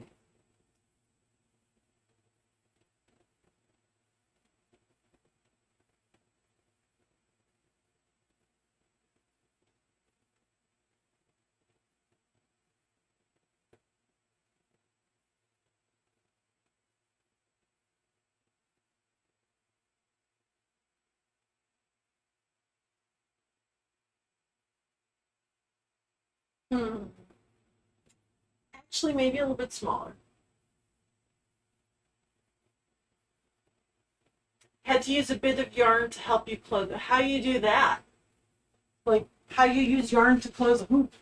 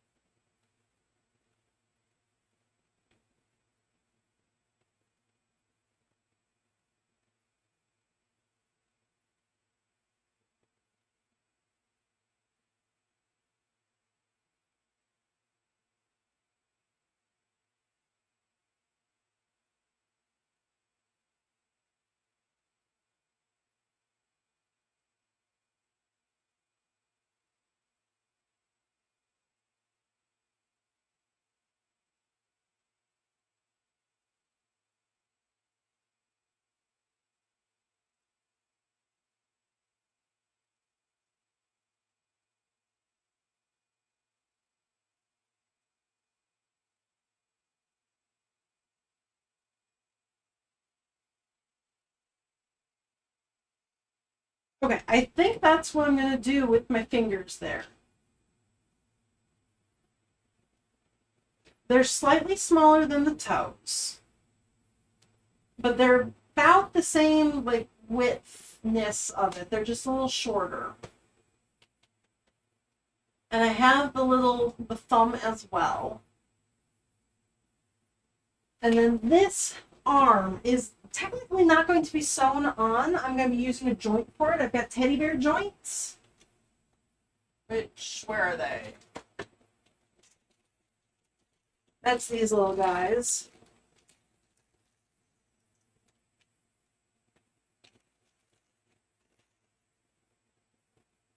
Like this. So one side will be inside of the arm. And then this will be inside the body. And then they just like pop together. That's what you do for like teddy bears to give them the arms there so that they rotate. So yeah, he'll have little rotating arms on him. The hoop has the bolt to close the hoop, but it was strong enough to make it go through some of the holes. Oh. Okay, so you had, like, where the holes go, you had to just bring them together? Oh, so you tied, like, yarn around them?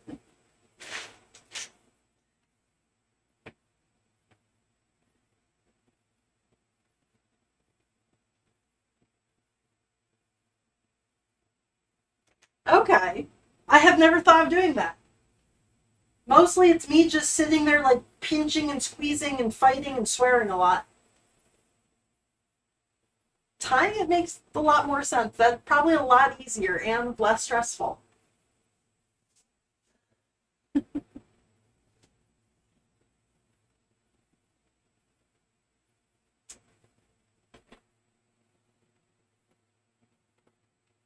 I don't want to sew this in place. I think I might just pin the arm down. Let me see, where are my yellow pins? These guys don't bend as much as my blue pins.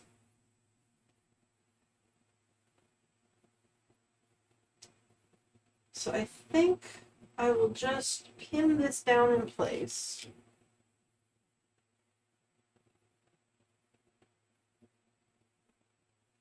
I'm definitely going to stab myself here.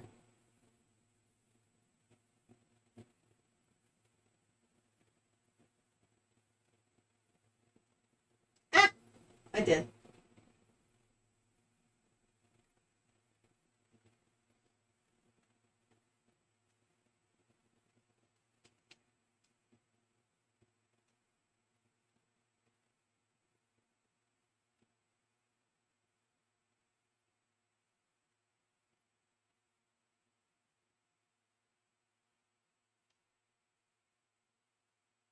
Okay, so there's his arm.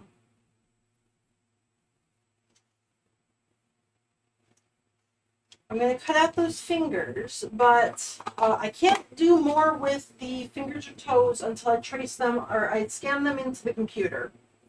Oh, so maybe I don't even have to cut out these guys. I'll just scan that as is. So let's see. I've got Stitch to work on, but everything with him is on the computer, which I can't do on stream because it'll kill my laptop.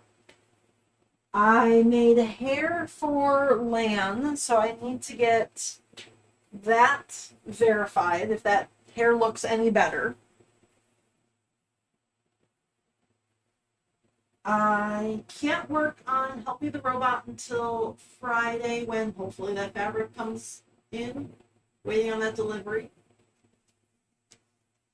And the cork is waiting until the face is dry.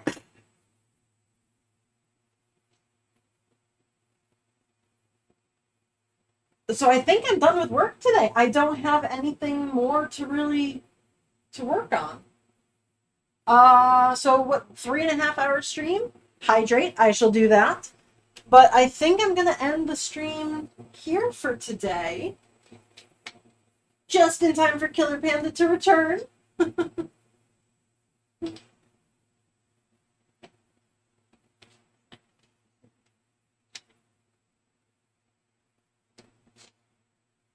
Trying to grab something for under the bed and my oh no!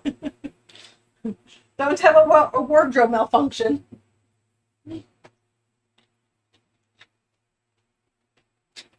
Okay, so I think I'm going to end stream here today. However, I will be working tomorrow for certain. I have to finish this cork up once he's dry. So he'll be dry tomorrow. I can sew him up tomorrow. If Lan's owner gets back to me, I'll start work on the next bit of hair. I don't know if I'm going to be working on Stitch tomorrow or not. But I do have some little guys that go with this. This guy is 12 inches or like, or for everyone who's not American, that's like 30 centimeters more or less. So he's 12 inches tall from foot to head. I have some little guys that are going to go along with him.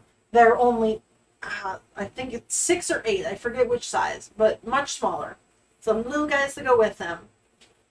So I need to work on that pattern as well. I might do that tomorrow. Yeah. And thank you for stopping by, Panda. Okay, let's find somebody interesting to raid then. I don't think anybody I follow for plushies is on right now.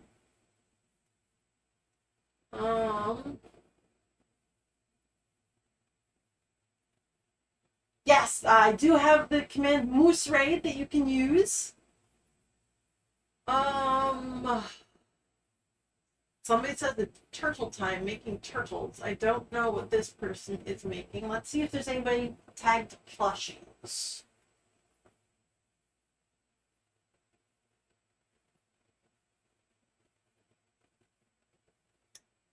Only somebody playing games. Final Fantasy? That's not plushie making. They are lying. Yes, the raid command works!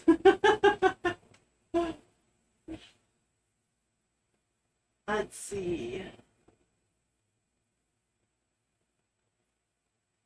What is this person doing?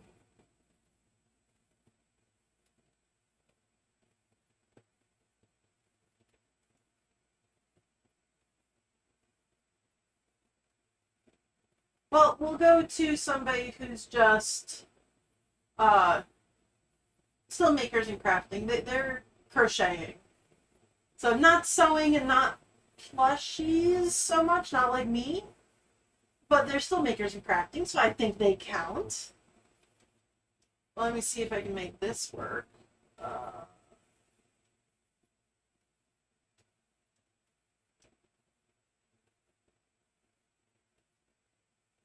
Okay, so I don't know what their name is. Dio the Yarn Dragon? Maybe?